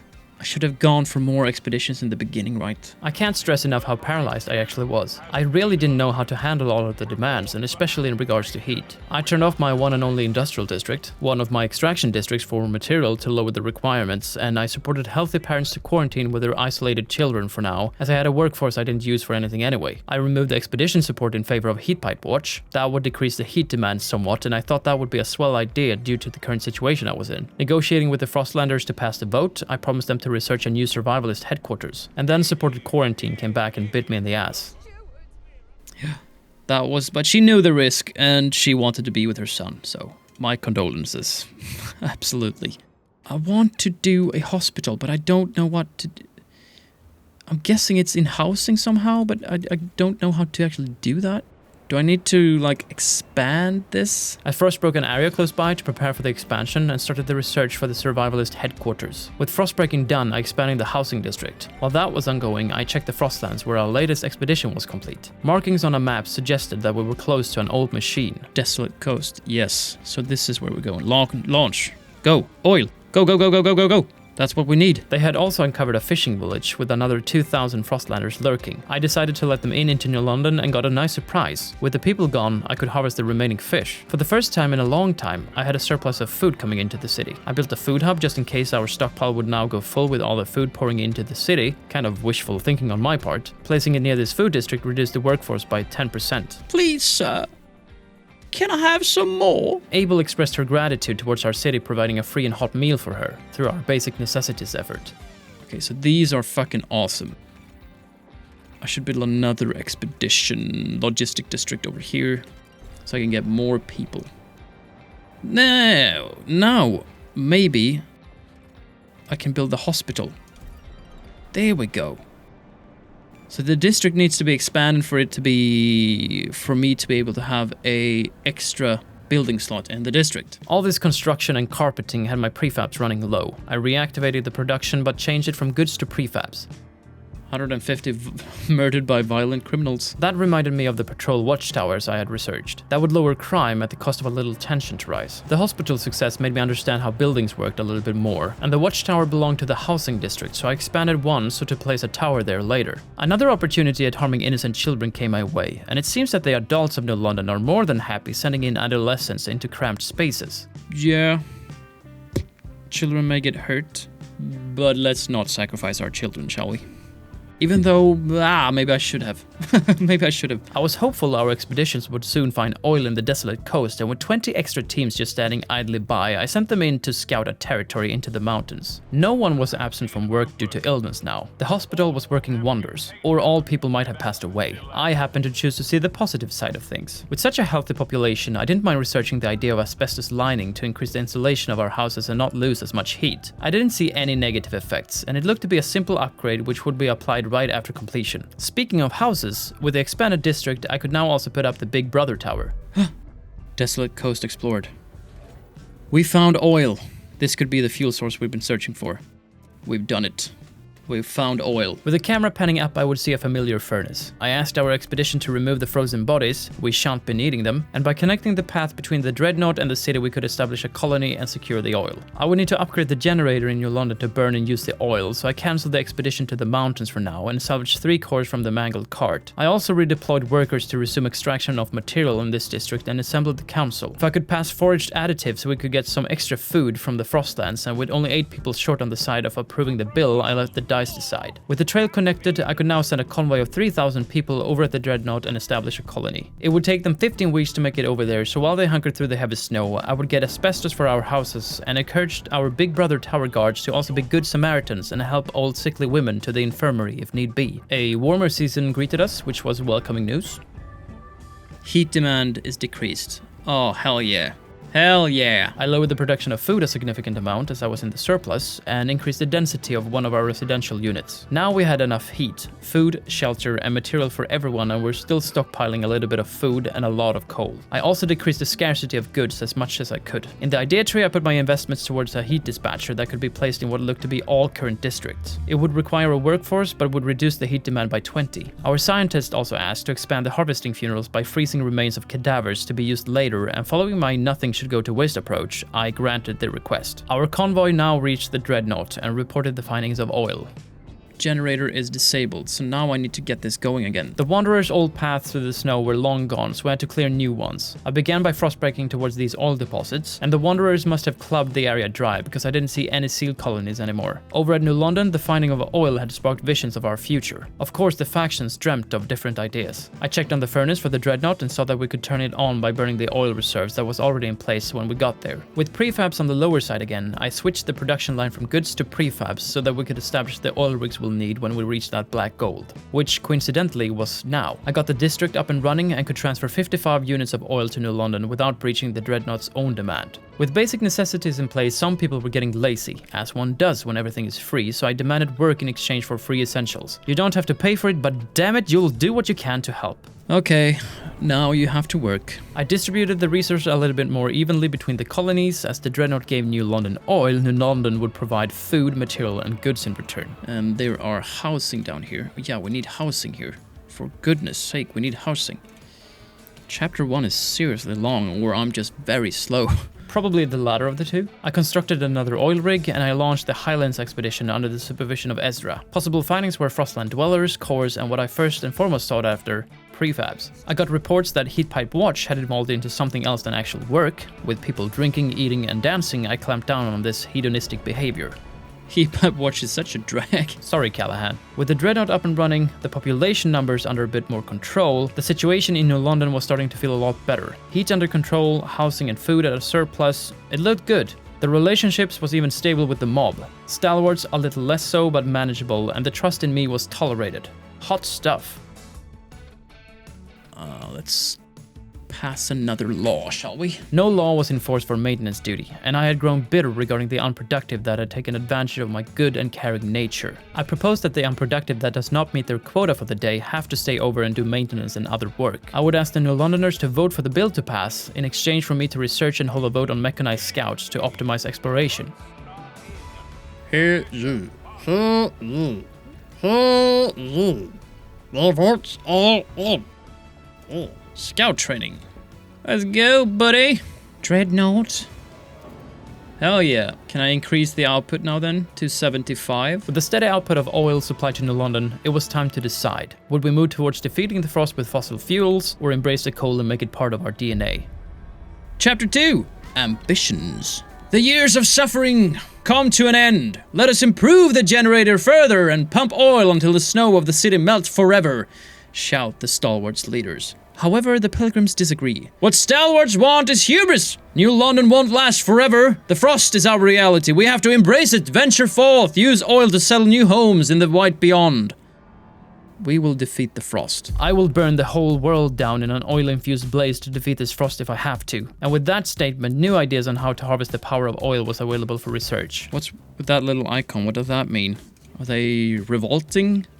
Is it a mutiny going on? That is a faction's fervor right there, measuring how many radicals there are within a faction. Radicals increase tension and can lead to violence and even civil war. To decrease fervor, we need to maintain a good relationship over a long period of time with the faction. We could also build a prison, round up the criminals and throw away the key. Alright, we're in chapter 2. We gotta construct a generator, oil pumps in the central district. Research and construct generator surplus injectors. Activate surplus injectors and supply enough oil to reach heat surplus. Optional. Research melting deep deposits and build a deep melting drill. Before I would do anything else, mechanized scout was researched, giving me a boost in the New Londoners community. They now look upon your rule more positively and consider you a leader with integrity. They don't know the real Baba Ganoush, do they? Baba Ganoush and integrity does not go hand in hand, you see. Oil pumps in Central District. Let's see what we have here. Hospital research, heat dispatcher, blasting, I don't need. There's a lot of buildings I haven't done here. Generator, oil, pumps. That's right. build that. That's what we wanted. Oil pumps. Let's go into the council here. People are divided. And we are voting on the mechanized scouts that we just researched. Exploration time is decreased. It's a small step towards progress. That's something that I do want, though. We're divided. Against, for, negotiate. Partially open to negotiation. Against their worldview, New Londoners won't negotiate. They want this. They want this. Frostlanders. Gonna have to talk with you guys. I want you to vote for, because this is just progress. And progress is good. Use a community action on Frostlanders. Fund projects. Fund projects beneficial to their community or their large... Yeah, I can just fund a project. That's nice. Let's vote for it. Let's get this law passed! I kept my word and funded the Frostlanders, and as I did, Mr. Stephen Chores expressed his distaste for how bad their unproductive had been, causing more harm than good. Someone ought to whip those fossils into shape, I tell you, he went on. Hell, I'll do it for a small fee, obviously. You sneaky bugger.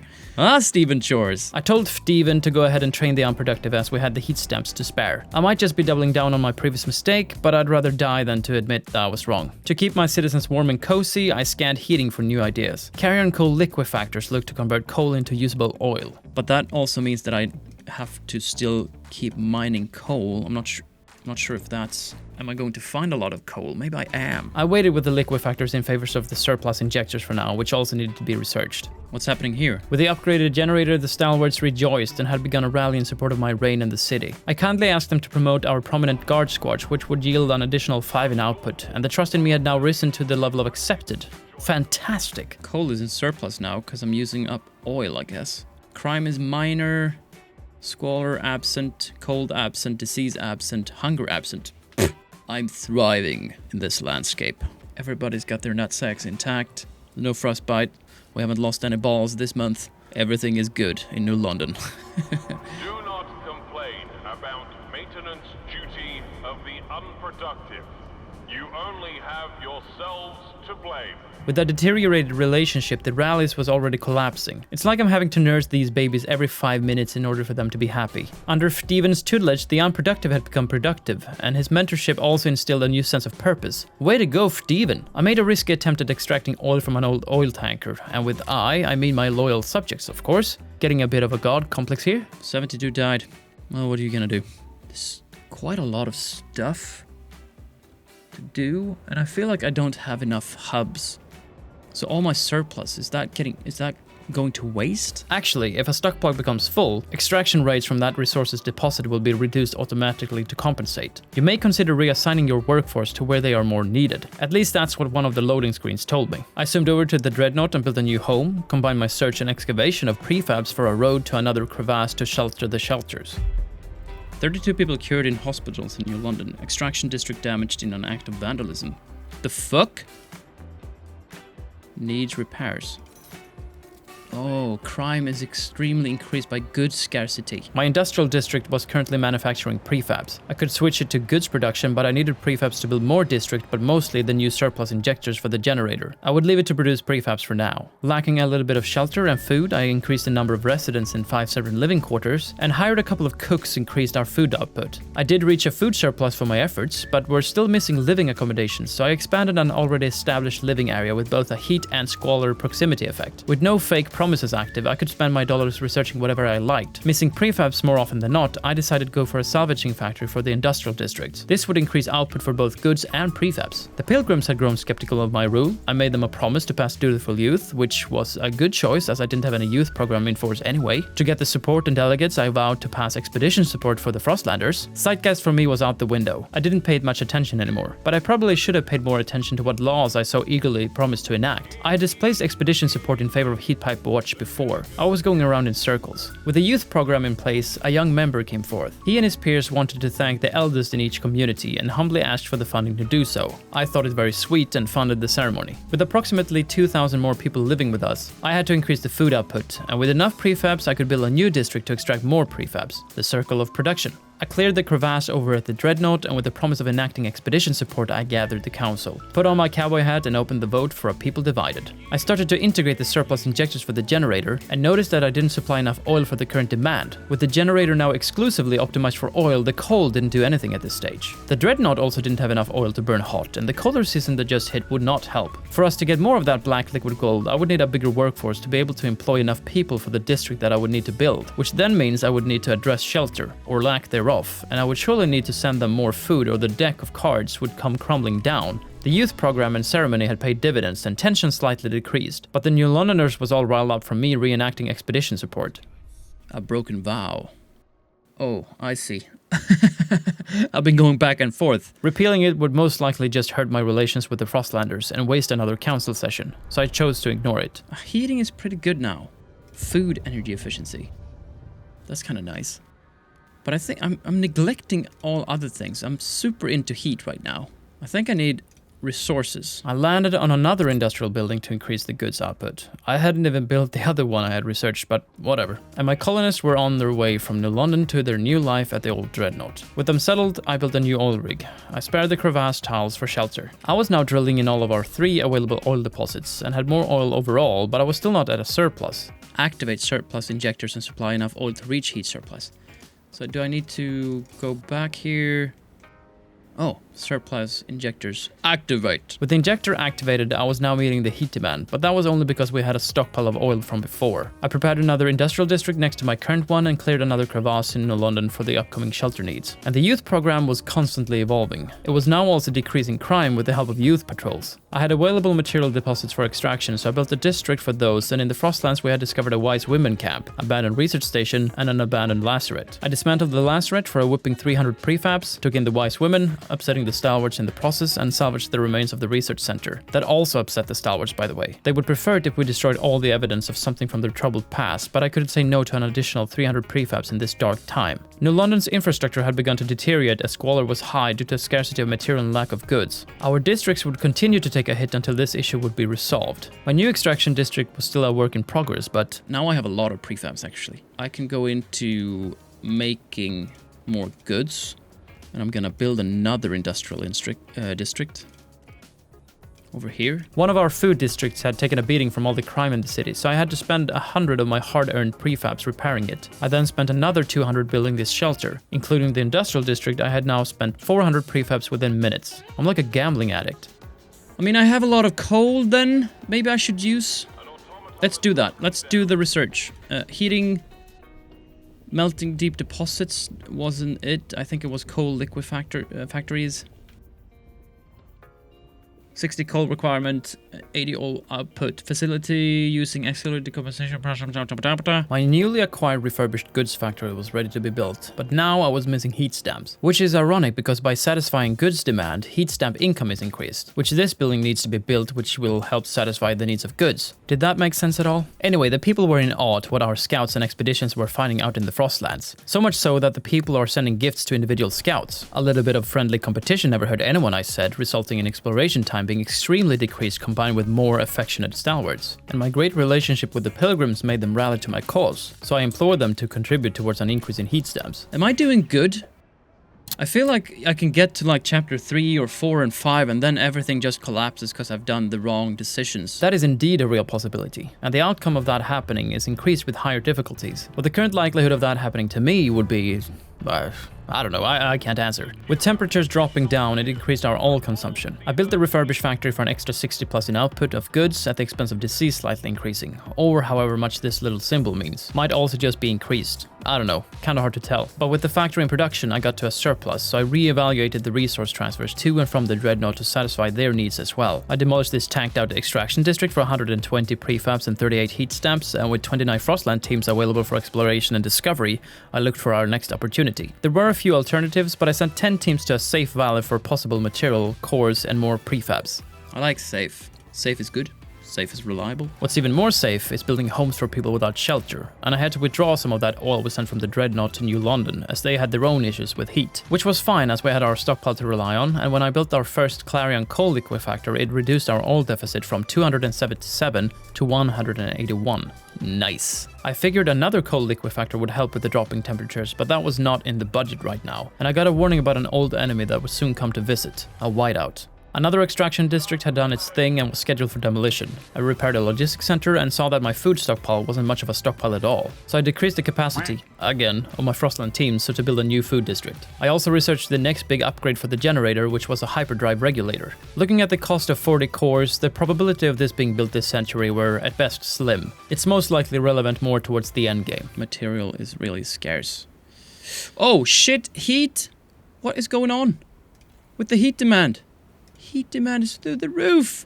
How come it's so fucking unfulfilled all of a sudden? The captain's old stockpile of oil was gone, that's why. I figured I could lower the capacity for a few districts to lower the heat demand overall. Obviously not this one, as it has the coal liquefactors, but a logistic district got hit with some downsizing. I also turned on the overdrive, bringing us down from 848 to 418, which was great, but we were still coming up short. The next item on the list was to instill emergency shifts at all oil districts at the old Dreadnought, and to send over more barrels to New London. To build another coal liquefactor, the industrial district with the refurbishing goods factory got hit with another downsizing, and with the liquefactor up and running, the heat was deemed to be sufficient for the whiteout. We must survive. Oh Jesus, now we have surplus. Of course, we still had overdrive active on the generator, but the beacons were lit. Frozen and terrified outsiders came to their own aid, and our population would come to grow rapidly as we would take in refugees from the Frostlands. Before the whiteout would hit, we will have grown from 15,000 to 23,000 people. At the cost of a little stockpiling force, I got to build a new food hub for a just-in-case measure, not to run into issues would I fill up the current stockpile. I didn't need to build that because I already had a hub that wasn't filled. Splendid. Good job. Well done. Can I oh my god. I just threw away a bunch of fucking heat stamps. I just gave them 282 heat stamps. Now I'm down to 55. That's not good at all. With people storming into the city, we unlocked laws regulating outsider influx. And to not go into the same trap as before, I proposed to only allow in productive outsiders. Consequently, this would mean that the ones we deem unproductive would die at the city gates. But that would also mean that the unproductive gene would perish. A win-win, surely. Frostlanders, what can we do to put you in this law? That's what I'm asking myself right now. They ask for untreated sawmills to improve our material output, which I agreed to research. A unproductive mother was the first victim of our newly enacted law, but at least we got our kid to send into the coal mines. 2,337 more people live among us. Damn. I need housing. Oh, no. Oh, fuck. Now I just pressed something. That's why it's super awesome. Even without the overdrive, we were still at a really good surplus of 450, and after revoking the emergency shift over at the Dreadnought, 385. Nice. I mistakenly clicked on the youth volunteer duty program when turning off the overdrive. It's where youths are required to volunteer their free hours for the betterment of the city. A happy little mistake on my part. I have 0 prefabs income every week. That's not a lot. I told the production line to again change manufacturing to prefabricated parts, so to build a meaningless housing district. I had 5 housing districts that was already below 100% capacity due to my earlier streamlining process when they were not needed. I swear, somebody's turning down the housing districts. I'm not doing it, someone else is doing it. I'm a fool, I reversed my previous downsize for all districts, and with the new one complete, I was still a few points short of shelter, so it wasn't a total waste. And a promise made is a promise kept. Untreated sawmill was being researched. Stockpile hub full. Carrion coal liquefactor. I should do another one of those. Over at the Dreadnought, a group of strangers had arrived. My old tribe from the prologue, the Wanderers. They didn't take kindly to us having raided their site and destroying their tombs, and in the face of the whiteout, they looked desperate enough to be a threat. But I turned them down. I would just have to increase security should they come knocking again. And first, I tried to transfer guard squads as a resource. That obviously didn't work. Do I need to build a patrol watchtower here in the old Dreadnought then? Yes, I do, so I cleared a line alongside my houses and expanded the district to get a building slot. Frostlanders' demands met. Thank you. There we go. And now patrol watchtower. Okay, now I have 12. Good. Then we're safe. For now, at least. Terminal patients are encouraged to maintain a healthy diet. Chances of a successful transplant depend on it. Encouraging words for the terminally ill. Not even in the face of certain death are you allowed to enjoy a really good burger. Makes you question what kind of world I'm building towards. The whiteout coming in from the west was now close enough for us to see. I fortunately had enough time to set up an outpost and start sending food over to New London. But while the storm is active in a region, settlements like this one will not be able to deliver its goods to our city. With 15 teams remaining, I sent 10 over to recover 4 cores and 500 juicy prefabs from this IAC smelter. I could have created an outpost and generated material, but I didn't plan for the future. I was all for the problem right here, right now, which was always a shortage of prefabs. I got to build a untreated sawmill for a material district and had to wait for our scouts to come back with the salvaged cores before I could get another coal liquefactor.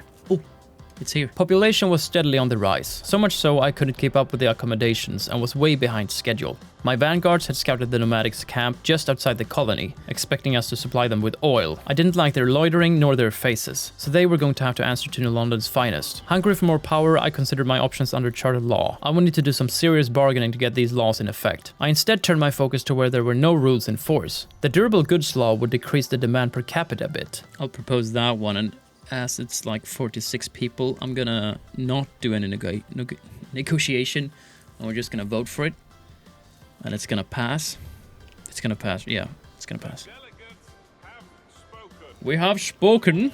Perfect. To help alleviate the shelter needs, I researched housing blocks. This way I wouldn't need to build entire new districts all the time. The blocks would demand equally as much heat for the amount of shelter it would provide, but would cost half the amount of prefabs. Our fair city made steps towards the tradition cornerstone. I myself had abandoned my plan to steer us towards progress. Not a conscious choice, I might add. My focus was just on survival. The nomads was no longer a concern, my colony foreman assured me. The old dreadnought was safe again. I'm not sure how to look upon the prologue. Here I am tossing aside my own brethren that I've actually never known. I've just read an old page in a history book, maybe? I don't know. I prepared my housing districts that I had not already expanded in favor of the upcoming housing blocks, changed the production to prefabs for one of the industry, and supported the bill of family apprenticeship. I would not let delinquency become our downfall. Our downfall would probably be the suffocation of new thinking, entrepreneurship, and research. But that's the next guy's problem. Pass the buck. Out in the Frostlands, we could spark up a settlement to aid our expeditions. I just couldn't attach the trails due to the high sum of 30 prefabs, which I didn't have, so that would have to wait. That also delayed the construction of a dreamer's mine. Unfortunate, as the material would surely help the townsfolk. Innovation had not yet been suffocated entirely. A young eccentric inventor had a lamp prototype that would never need replacing. With a little funding, he could produce it in a larger scale, and durable goods would be even more effective at the cost of a few heat stamps per capita. It was a no-brainer for me.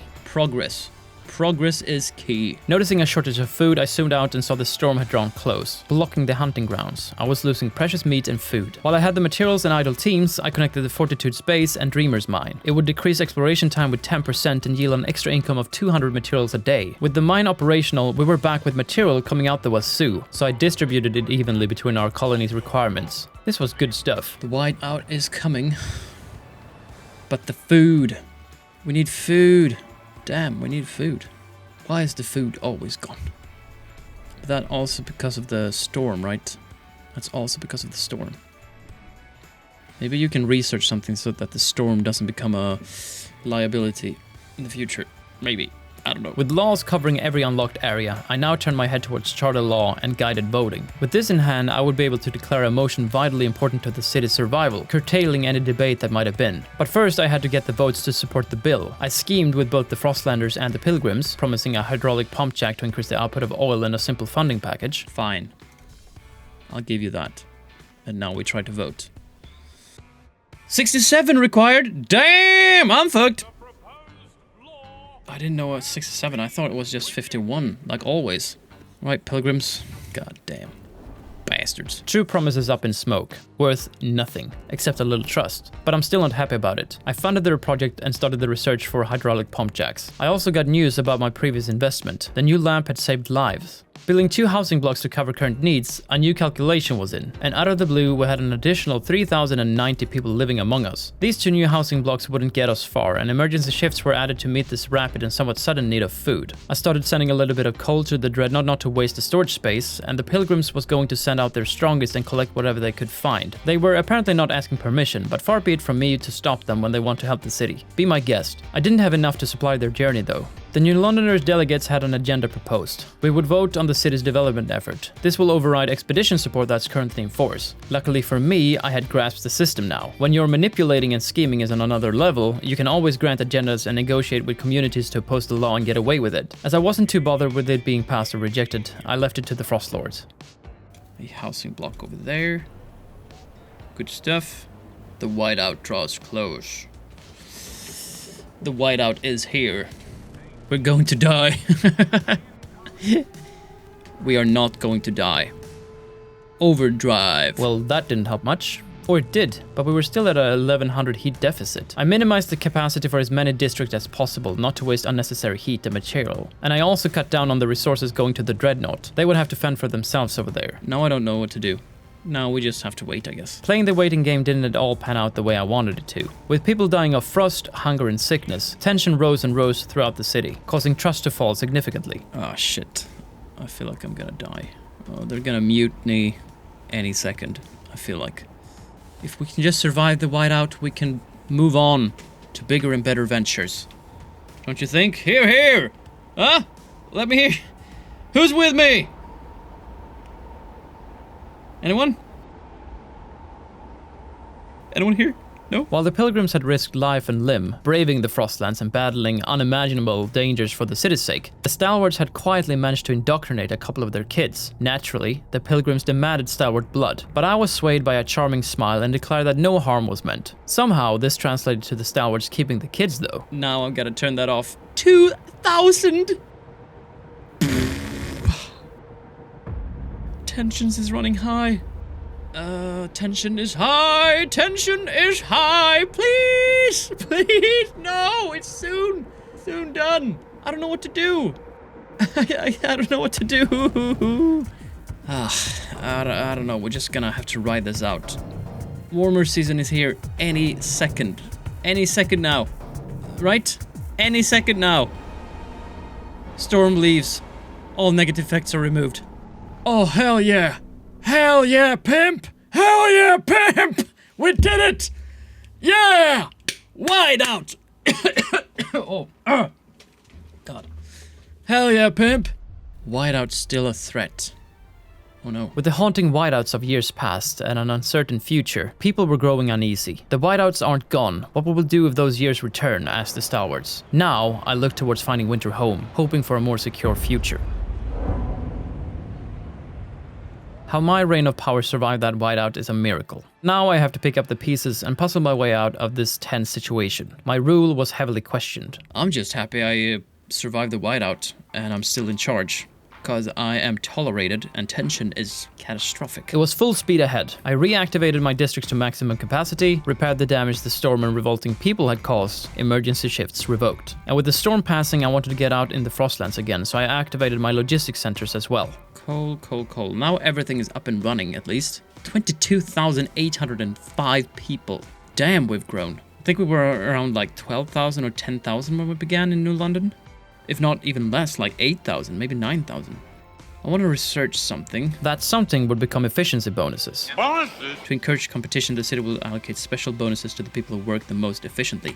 Yes, let's do that. As the whiteout continued east, there were still a few outposts blocked by the storm, but it was good to see the languid herd back on track, and I retrieved both prefabs and cores from these two convoys. Possible findings, coal. I mean, coal is fine, because I got the lubrication factories.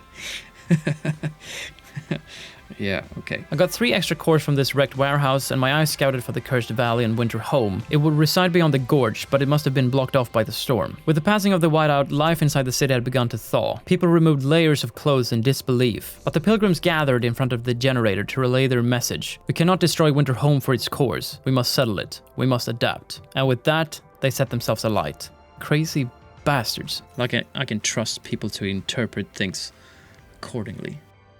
That doesn't work. That doesn't work in the real world.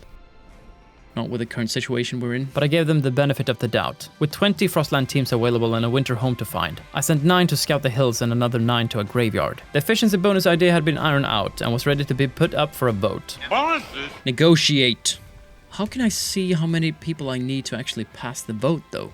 Law supported. It will only state if the law is supported or not how many delegates we would need for it to pass. With the Frostlanders on our side through a promise of a survivalist headquarters, the law was supported and passed. I had researched it earlier, so I built it right away, and it would decrease exploration time and territory threat level. I also oogled the hydraulic pump jacks to get more oil from our current rigs. To get them up and running, I needed a bigger workforce, so I relocated 1,700 people to the dreadnought. No consent was asked for. Waiting for our new people, I erected a new housing district in the prepared crevasse below the dreadnought.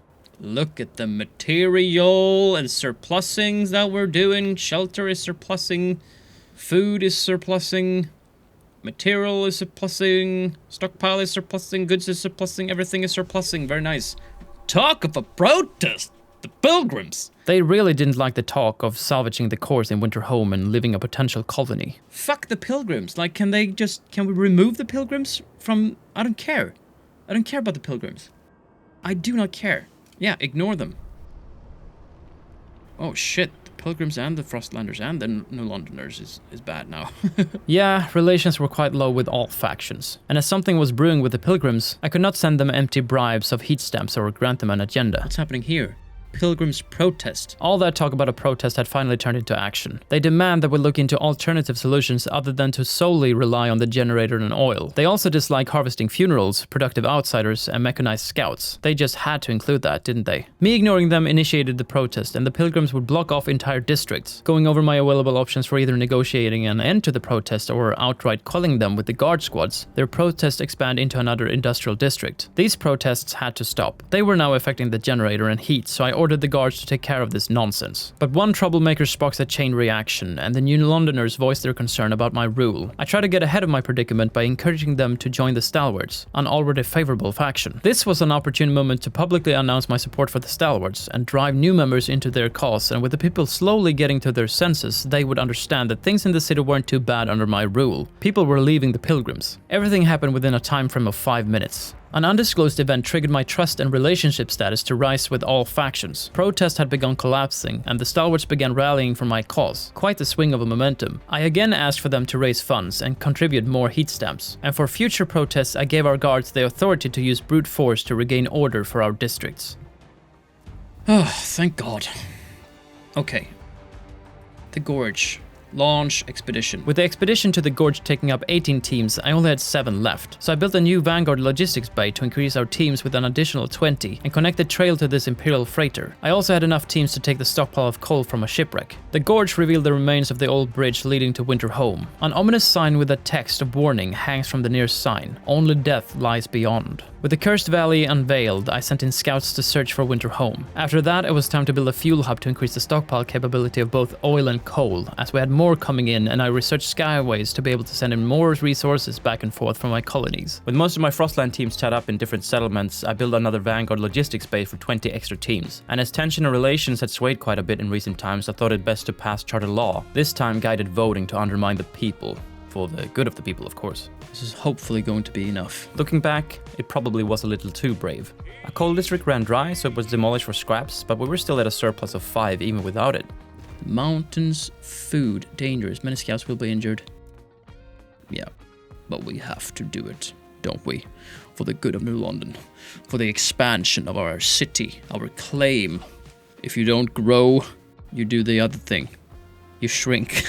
With skyways complete, dedicated motherhood was now in the pipeline, and the output of food was running low. I waited to see if this expedition would yield sustenance instead of building another district. A drawback to rely on this possible settlement would be if another storm would block it off, but at least we wouldn't waste heat and material for an extraction district. I uncovered a group of people huddled up in an old dreadnought. They asked us to take them to New London, if only to be further away from the ruins of Winterhome, a place that had brought nothing but suffering and death to all who dared venture there. I took in the dwellers and ignored their warning of Winterhome and connected it to New London anyway. The Frostlander proposed to vote on the community service expedition support. Currently in force was the city development effort, a law I wish to remain in place. New Londoners, vote against.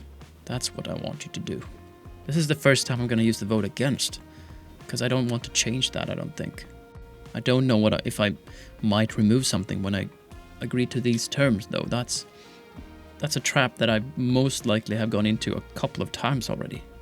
But I don't know what to do otherwise, so I'm going to go against this and we're going to vote. And we'll see. Fuck. Well, it doesn't really matter, I don't think. But hey, I tried. Had I been more observant, I would have seen that the most of New Londoners was already opposing the bill, so the law was still supported by enough delegates to pass. With now over 24,000 people residing in New London, I had a homeless problem, and I couldn't send them all to the dreadnought. So I built a new housing district, and the former street urchin Sue Miller was happy with the family apprenticeship program. At least it was better than freezing out in the streets. My Frostland teams were working diligently to connect the trails and bring the new folks to indoctrinate into the ways of New London. However, their exploration in the mountains took so long that I had to revise my earlier statement about not wasting resources on a new food district. Instead, I built one and prepared for a second. I funded the pilgrims to gain their support, and the Skyway to Winterhome was now complete. If we're up to the task, we can confront these challenges head on. It seems we are ready to meet these challenges, but I'm gonna say no. I'm gonna want to fix my food supply a little bit more first, I think. So I investigated possible investment that would increase our yield of food. With bio-waste hothouses, we could gain an extra 70 output in the districts. Speaking of districts, I crammed in 2 residential areas before checking in on the other colony. How is it over at the dreadnought? Also need a little bit of housing, but here maybe we can just build like a housing block. Can build a housing block over here and there, but I didn't want to waste building slots in our oil rigs. Instead, I opted to build not 1, not 2, but 3 hydraulic pump jacks. It would yield me a total of 240 extra oil each day. Science be praised. And as my coal and oil stockpile was dripping over, at least at the dreadnought, I built a new fuel hub. Elaine complained about me repeatedly supporting the pilgrims. I also got the impression that she is officially unemployed, which is neither here nor there. But all my relationships was either neutral or supporting towards me, and my trust was very high at the moment. With the hydraulic pump jacks complete, I had a lot of excess oil at the dreadnought, so I split our resources evenly again. Perhaps we could stockpile some oil at New London as well, but with the surplus injectors constantly active, we would basically just burn a lot of oil unnecessarily. The resource transfer was and had been at capacity for some time now, so I developed a new skyway to see if it would expand my possible transfer of wares between colonies. The mountains uncovered more food to harvest, and salvaging an old crashed dirigible gave us 3 cores. I launched another expedition north of Winterhome and just north of that into the plains. There we go, food. Finally going into surplus. Let's start stockpiling that. I still need a little bit of space shelter for my people. I could place housing blocks on 2 food districts and get shelter, but I didn't want to waste the space, and the bio-waste hothouses would soon be ready as well. Instead, I frost broke deeper into the crevasse that would offer shelter from the cold wind. Squalor is significantly decreased. Best out of all was that parenthood was still unregulated. I wouldn't replace a law already in force, and with the law passed, our fair city would grow even more. With one building researched, I jumped in and began the study of moss filtration towers. After that, I set my people up with additional shelter in both New London and at the dreadnought, and arranged frost breaking for a few deposits of frozen material.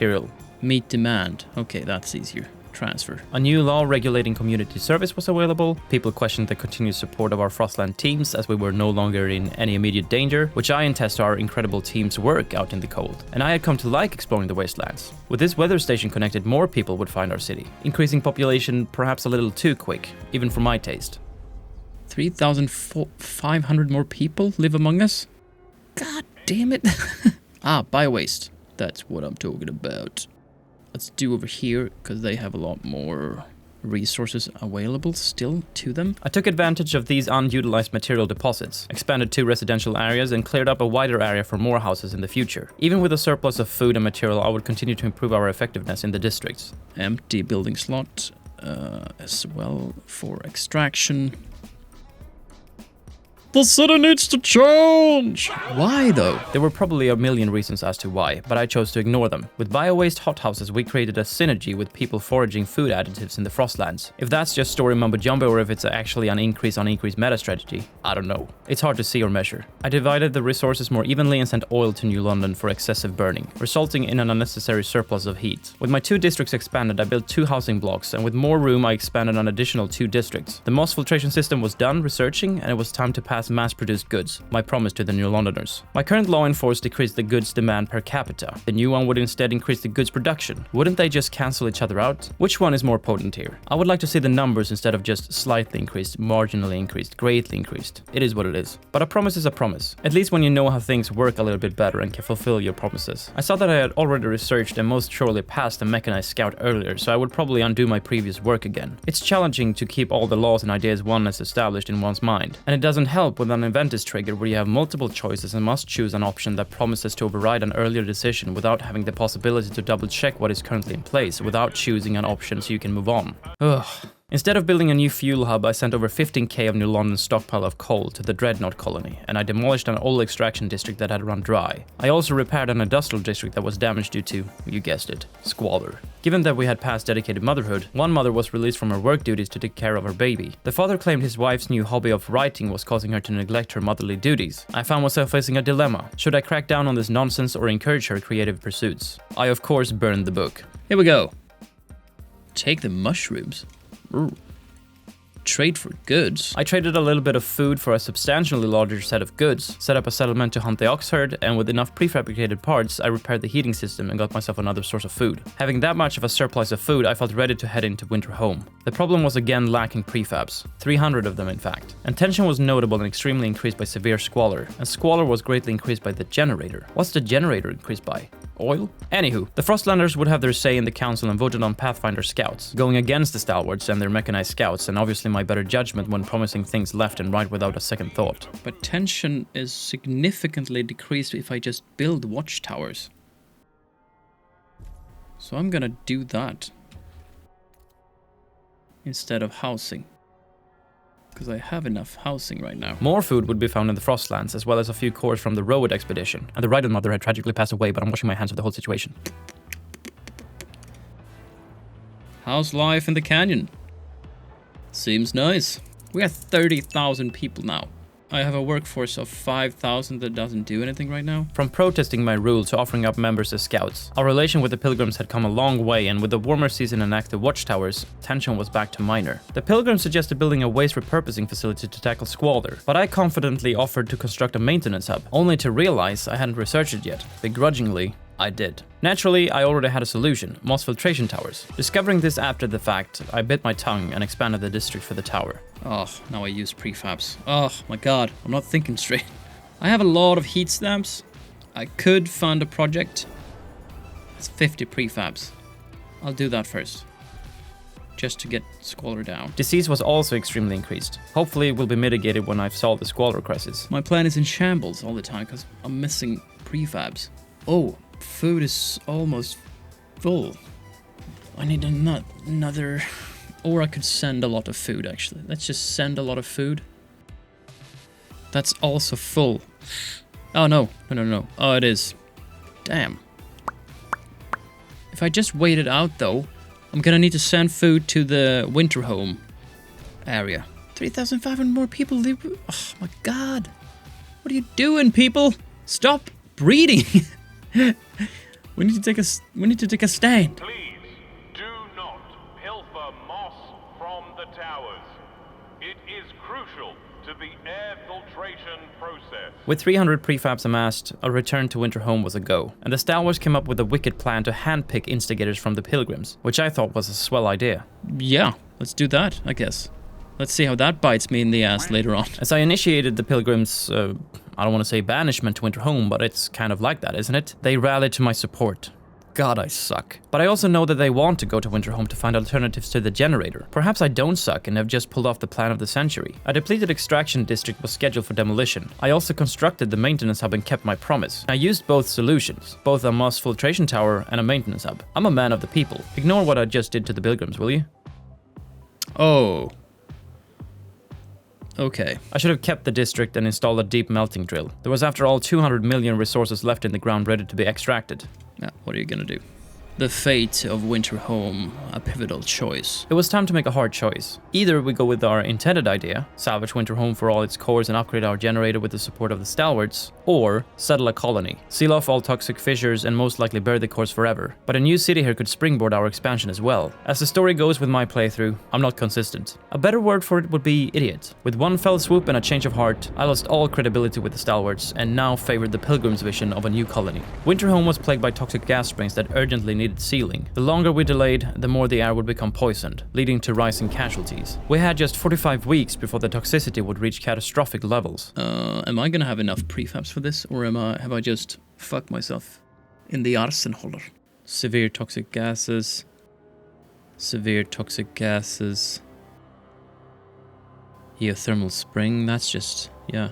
So I need to go to these then, I guess? Regular frostbreaking wasn't an option anymore. I had to use rapid frostbreaking. Rapid frostbreaking was quicker and cheaper, but also more dangerous, which would lead to casualties. It would be 400 prefabs for a fume filtration district. There were 3 toxic gas springs. That adds up to 1200 prefabs, and I currently had 101, with 49 weeks to have it all up and running. Yikes. Bad news, nobody. I adjusted the resource knobs for winter home. That would have to do with food and material for now, as I couldn't supply any of my 3 colonies with enough goods, which coincidentally got worse when I changed manufacturing to only prefabs as well. This would increase goods scarcity and probably squalor, but without prefabs I wouldn't be able to close off the toxic gases and probably wipe out my entire colony. Brushing your teeth was not a priority. A high expedition was in progress. Everything with the possibility of prefabs shone through the cold like a flame in a blizzard now. One of the oil districts lacked a proper workforce, so I relocated 994 people to the old dreadnought, and with the ice and snow cleared we began the process of covering up the first source of toxic gas with a fume filtration district. Pushing through towards a geothermal spring, the next toxic spring, my men had seen what the fumes could do firsthand. Rapid frostbreaking is too dangerous. The lucky few who walks away won't survive a second attempt. I didn't even look at developing automated or safe frostbreaking. Sacrifices will be necessary. Tension rise between the pilgrims and the stalwarts. As Tom Hugh puts it, those fucking pilgrims always bending the steward's ear to their psychotic ideas. We tried to talk, it's time for action. Looks like Tom and the Stalwart boys aim to sabotage our operations in Winter Home. Don't you worry, Tom. I'm already on the job.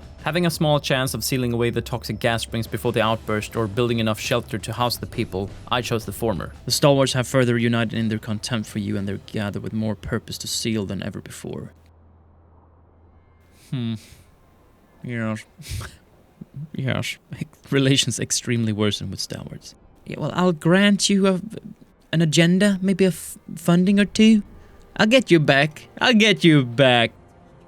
can make you a promise. But I didn't make them a promise. I did, however, send them some funding for a few projects of theirs. The Stalwarts even swayed a few of the colonies to join in on the sabotage now. I could have dissuaded people by enacting public executions, but I chose the high road with building patrol watchtowers with prefabs I didn't have in districts I didn't have. How do I get the furnace up and running? What do I need? Do I need to send them coal? Is that it? Why can't I send you coal?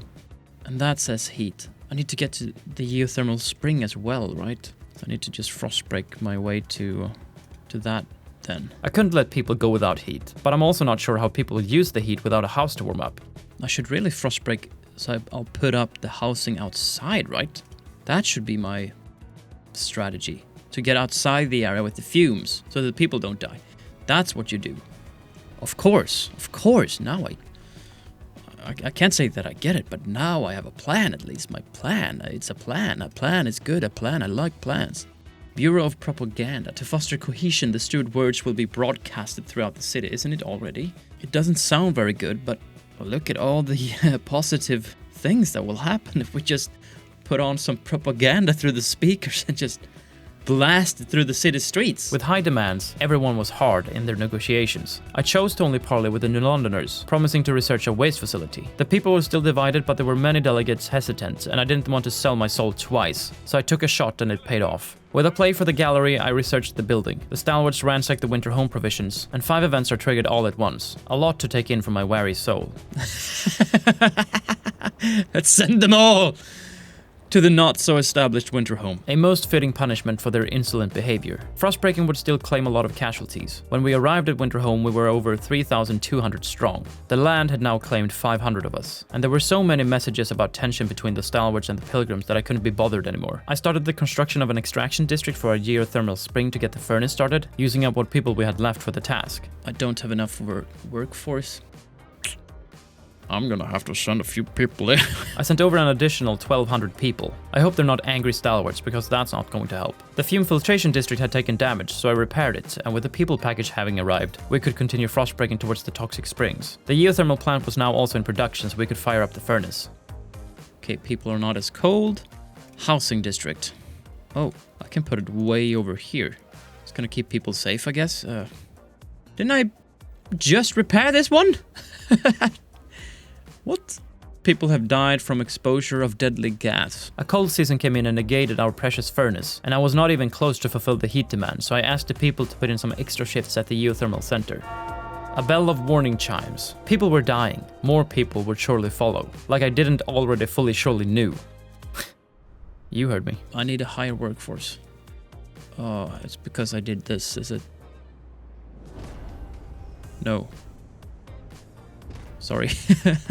Get back to work. I developed a hospital and had to ask people to relocate yet again. Because 1, I needed the workforce to keep grinding my way towards those toxic gas springs, and because 2, people were dying because I hadn't yet reached and plugged those gas springs. People would understand. I took to the Frostlands. Dismantling this station got me another 150 prefabs, and I sent away 9 teams to the plains. In 7 weeks' time, we would get blasted by the next gas outbreak. I now had enough prefabs and with the people package, enough workers to construct a fume filtration district. But I had missed to prepare the path to the last spring with 1 tile. The emergency shift had ended because the plant was in need of major repairs. It cost me 100 prefabs, taking me just outside the needed finance for the last fume district. With less than a week, I covered the second spring, and with the frost breaking complete, I could begin constructing the last filtration center. Now the first filtration station had shut down due to the Stalwart sabotaging ways, costing me another 100 prefabs to repair. Perhaps just in the nick of time as well, as the gas bubble now burst. Toxic gas levels have risen. Take precautions. I informed the hospital to focus their healthcare on those most likely to recover, leaving the terminally ill to die. Harsh, I know, but it had to be done. We will survive. We will thrive. Toxic gases rises. They were just diminishing. Just a little longer. Just a little longer. Hold your breath, kids. 300 people froze to death, and now I'm meeting the food surplus quota. Awesome. Not only that, the last gas spring had been closed, making Winterhome once again habitable. All toxic vents have been closed. Winterhome is safe. From the toxic gases, yes. But we still had Stalwarts running around sabotaging the entire colony. A severe cold situation without any shelter and disease was extremely high. I wouldn't exactly call it safe, but I built a new geothermal plant to begin rectifying our harsh conditions in Winterhome. Back in New London, people were warm, but relations were low, and I don't think people even knew what trust was anymore. I removed an old depleted district and would need to repair a few things to get up and running back here as well. This was pure neglect. Or perhaps a priority mishap. What would be the most political answer here? Waning trust. Steward, the people no longer trust you. If the situation doesn't improve, the council will demand a vote of confidence, disputing your leadership. If you fail that vote, it will be the end of your rule. The steward must not fall. What the fuck? Reviled? Oh my god! What have I done? Nothing. You've done absolutely nothing. These fundings, the promise of researching machine-centric shifts, and to repeal dedicated motherhood might just save my reign. With one promise slot open, I threw in a unfiltered geothermal plant for the Frostlanders. Wouldn't be too bad to have that over at Winterhome either. I only hope there would be enough time to research them both. Sounds nice. Accept. Vote. Let's go. Let's go. Let's get this trust up and running again. The law has been passed. I see. Trust is going, I'm despised, but it's going up. Why don't you get to vote on the next one? That's fine. Our Winterland teams had been busy finding a stockpile of coal as well as a whale mine. That's right, a whale mine. A whale mine. With the trails connected directly to the dreadnought, we would get 100 extra food a day. Back at Winterhome, I repaired one of our geothermal plants, and with another one established, we were in a better position. Coal was diminishing, and the other well-being status things were under control. But we had a high deficit of material, which if left unchecked would increase squalor and crime. I think we have a lot of materials here, actually. Of course, this is where we go. We have a lot of coal as well. Yeah, we're gonna get a lot of stuff here. I repaired the last district with wire before going back to New London and changing back to the industrial production of 2's instead of prefabs. Missing 49 units of shelter, I expanded the district, and with machine-centric shifts fully developed, I jumped in to honor my next scientific venture by researching the unfiltered geothermal plant, which in the future could help us get enough steam to heat up Winterhome. With things calming down a bit, I would now have to focus on our main objectives. Reach a population of 9,000, all the while keeping cold, hunger, and disease absent. Cold and squalor was the big things in Winterhome. With squalor not being measured for this objective, we would focus on heat and housing to keep the sickness and ultimately death to a minimum. As we'd run trust into the ground, we would also need to restore that to a reasonable level of tolerated. The Stalwarts put their agenda of removing contagion prevention on the table. I didn't have any strong feelings for or against, so we would do a blind vote. May it pass or be rejected. With another promise fulfilled, my trust was restored, and I would hold my position as the steward. Yeah, I don't think that was actually ever a question, was it? I mean, who are you gonna elect? Tom Hugh?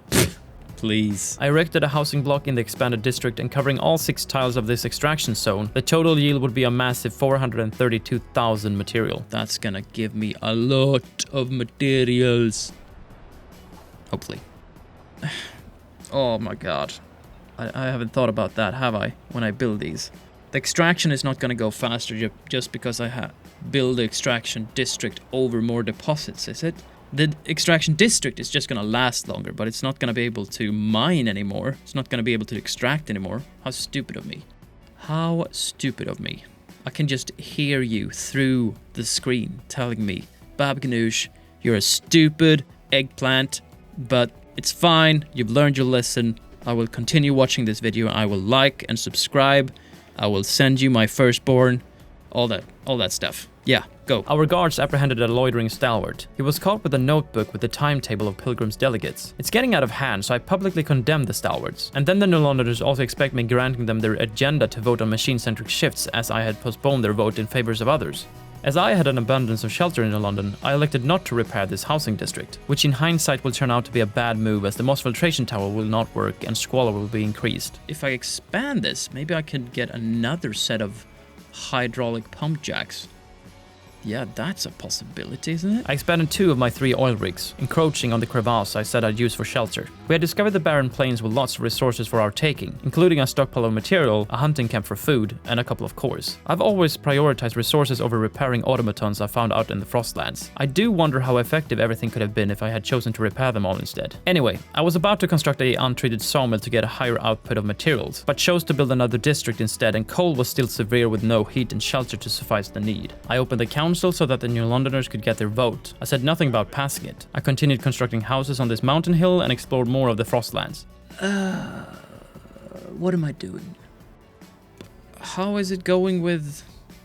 Still, just more prefabs, please. I'm getting a little bit paralyzed right now. After expanding this district, I returned to New London only to realize my mistake. Thankfully, I had the rather large sum of 100 prefabs to rectify this blunder. With an abundance of empty residential areas, I subsided 2 other housing districts. One with the hospital, which I kept above 0% not to affect it. Not sure if that's how it works, but yeah. Anyway, with another 2,000 people relocated, I could expand my geothermal districts with unfiltered plants. 1 each. Joyfully, this got us back to the demand when everything was back to 100%. I then waited and waited for our weekly income of prefabs to build either a new housing block or a patrol watchtower, but the prefabs never came. That's not good. I have a lot of food, don't I? Oh, the stockpiles is even full. Okay, let's turn them off for now. Jesus, I am stupid. I need hubs for this. Turn them off. I still don't have the requirements. Okay, just do that for now. With a little bit of resource transfer magic, I got them up and running again. With the first income of manufactured prefabs, I got a housing block and an untreated sawmill. Established, I covered New London's and Winterholm's need. The dreadnought was, however, still on their knees material-wise, but I could smell material waiting for us in the Frostlands. Missing expeditioners, I got prefabs instead. Okay. I'm gonna have to repair this one for 100 prefabs. Now we got a lot of people again. But that's fine. Connect trailways. It's not only fine, it's necessary to cover this excruciating need of material. While waiting for my teams to set the trail and come back hungry for more exploration, I cleared up another geothermal mine. So it's ready for when we need to build it. I mean, I may need to... I don't know. I don't know, man. I just don't know. We got people back from the Frostlands. Prefabs, food, requirement, 23 Frostland teams. I don't have that in our backpack, do I? No. Ridgeline, possible findings. We got goods, we got materials, but it's 23 Frostland teams. I don't got that in my backpack. Required 18, I got 10. Required 23, I got 10. Required 18, I've got 10. Frozen sea, required 9. Okay, food, people, I don't want that. Required 18, all that goods, possible findings requires 18 Frostland teams, and I only have 10. I'm not going mad. You are. Why am I... What? Oh my god! Oh no! Oh no! No! I didn't need to do that. I didn't need to have them on all the time. Ah! Now I can stockpile oil all day, every day. I could turn these off. I don't need to use any coal. I'll stock up on the oil. I'm still meeting the heat. I have so much more material. Oh my god!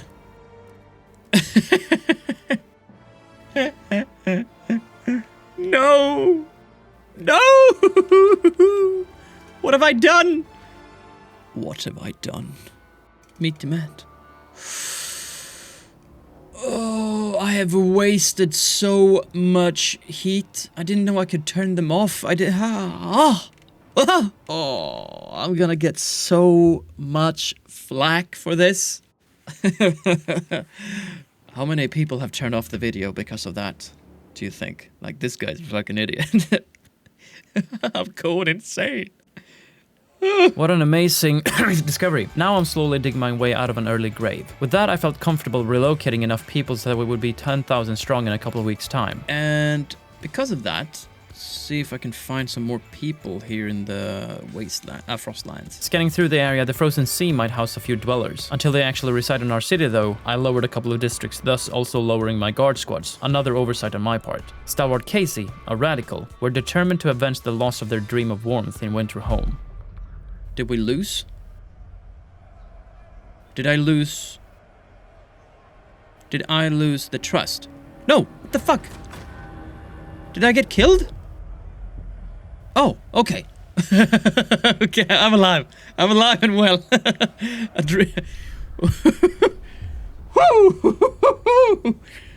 thought they assassinated me.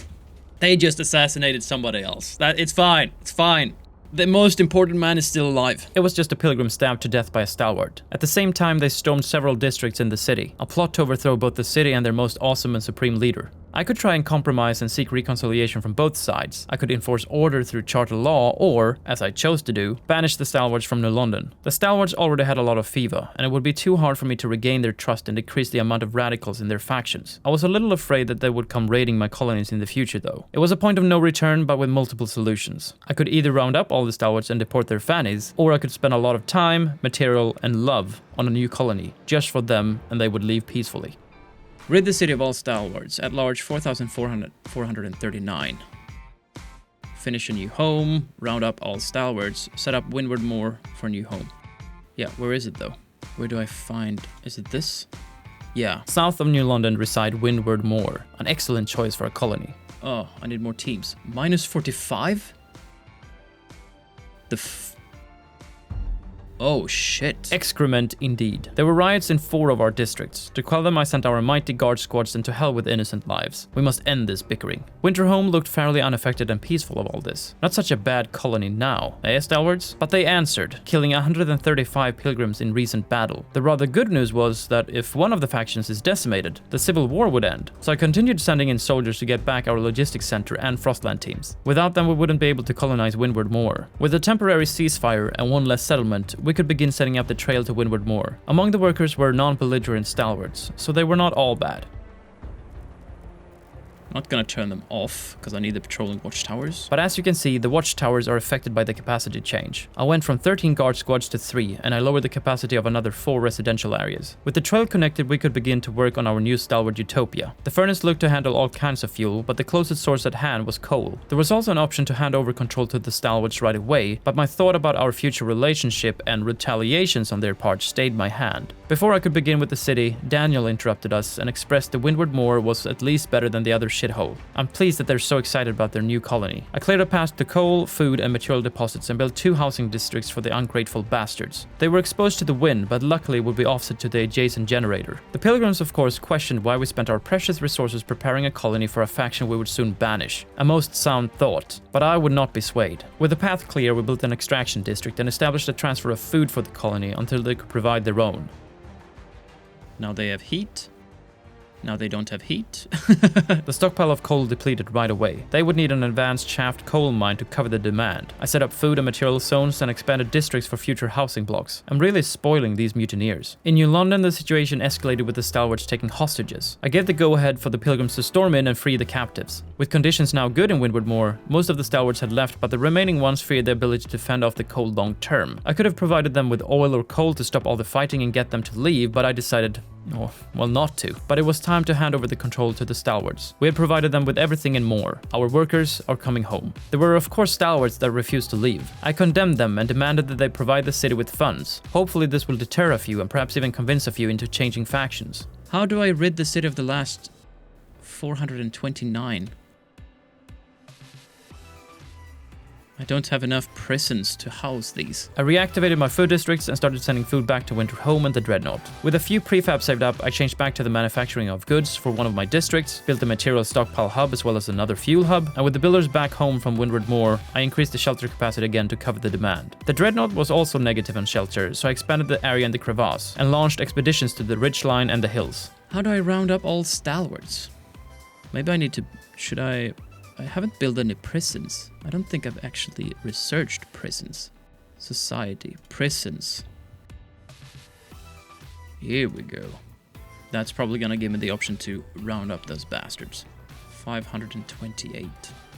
I think it gave me like 500 places. Maybe I need to build 2 prisons then. I wanted another industrial district to cover even more of our prefabs and good requirements. So I cleared an area just beside our factories, and then I founded New Londoners and granted them an agenda, which they again used to vote for machine-centric shifts, which was again rejected by the council. With my new industrial districts, I had to decrease the material I was sending to the Dreadnought and kept them producing prefabs for a little while. The Pilgrims applauded my leadership in getting rid of the Stalwarts, but motioned that this was not enough. We need to rid the city of their ideology as well. Reluctantly, I agreed on repealing unproductive doom maintenance. I'm beginning to think that I'm not actually ruling over anyone the way they were pushing me around. The prisons were still over a year away. Gotta be some high-tech prisons that. And I could have had these stalwarts gone already if I would just have supplied them with a little bit of oil, but no! I wanted to round them up and throw away the key for their insolence. Fighting had begun spreading again, and the Pilgrims thought it would be a good idea to recruit child soldiers. With not enough guards and a very low functioning brain, I decided to build a new tower to get the required guards and clamp down on the fighting instead of activating an already established one. I got a suggestion to detain the remaining stalwarts outdoors, but I'm not that cruel, and as the prisons were on their way, I elected to wait. The council was in session and I was going to repeal unproductive doom maintenance and keep my word to the Pilgrims. All I had in reserve was no maintenance duty, which didn't give us any benefit. I negotiated with the Frostlanders, which would mean I again had to pass durable goods. What is this, like the 10th time now? Come on, really?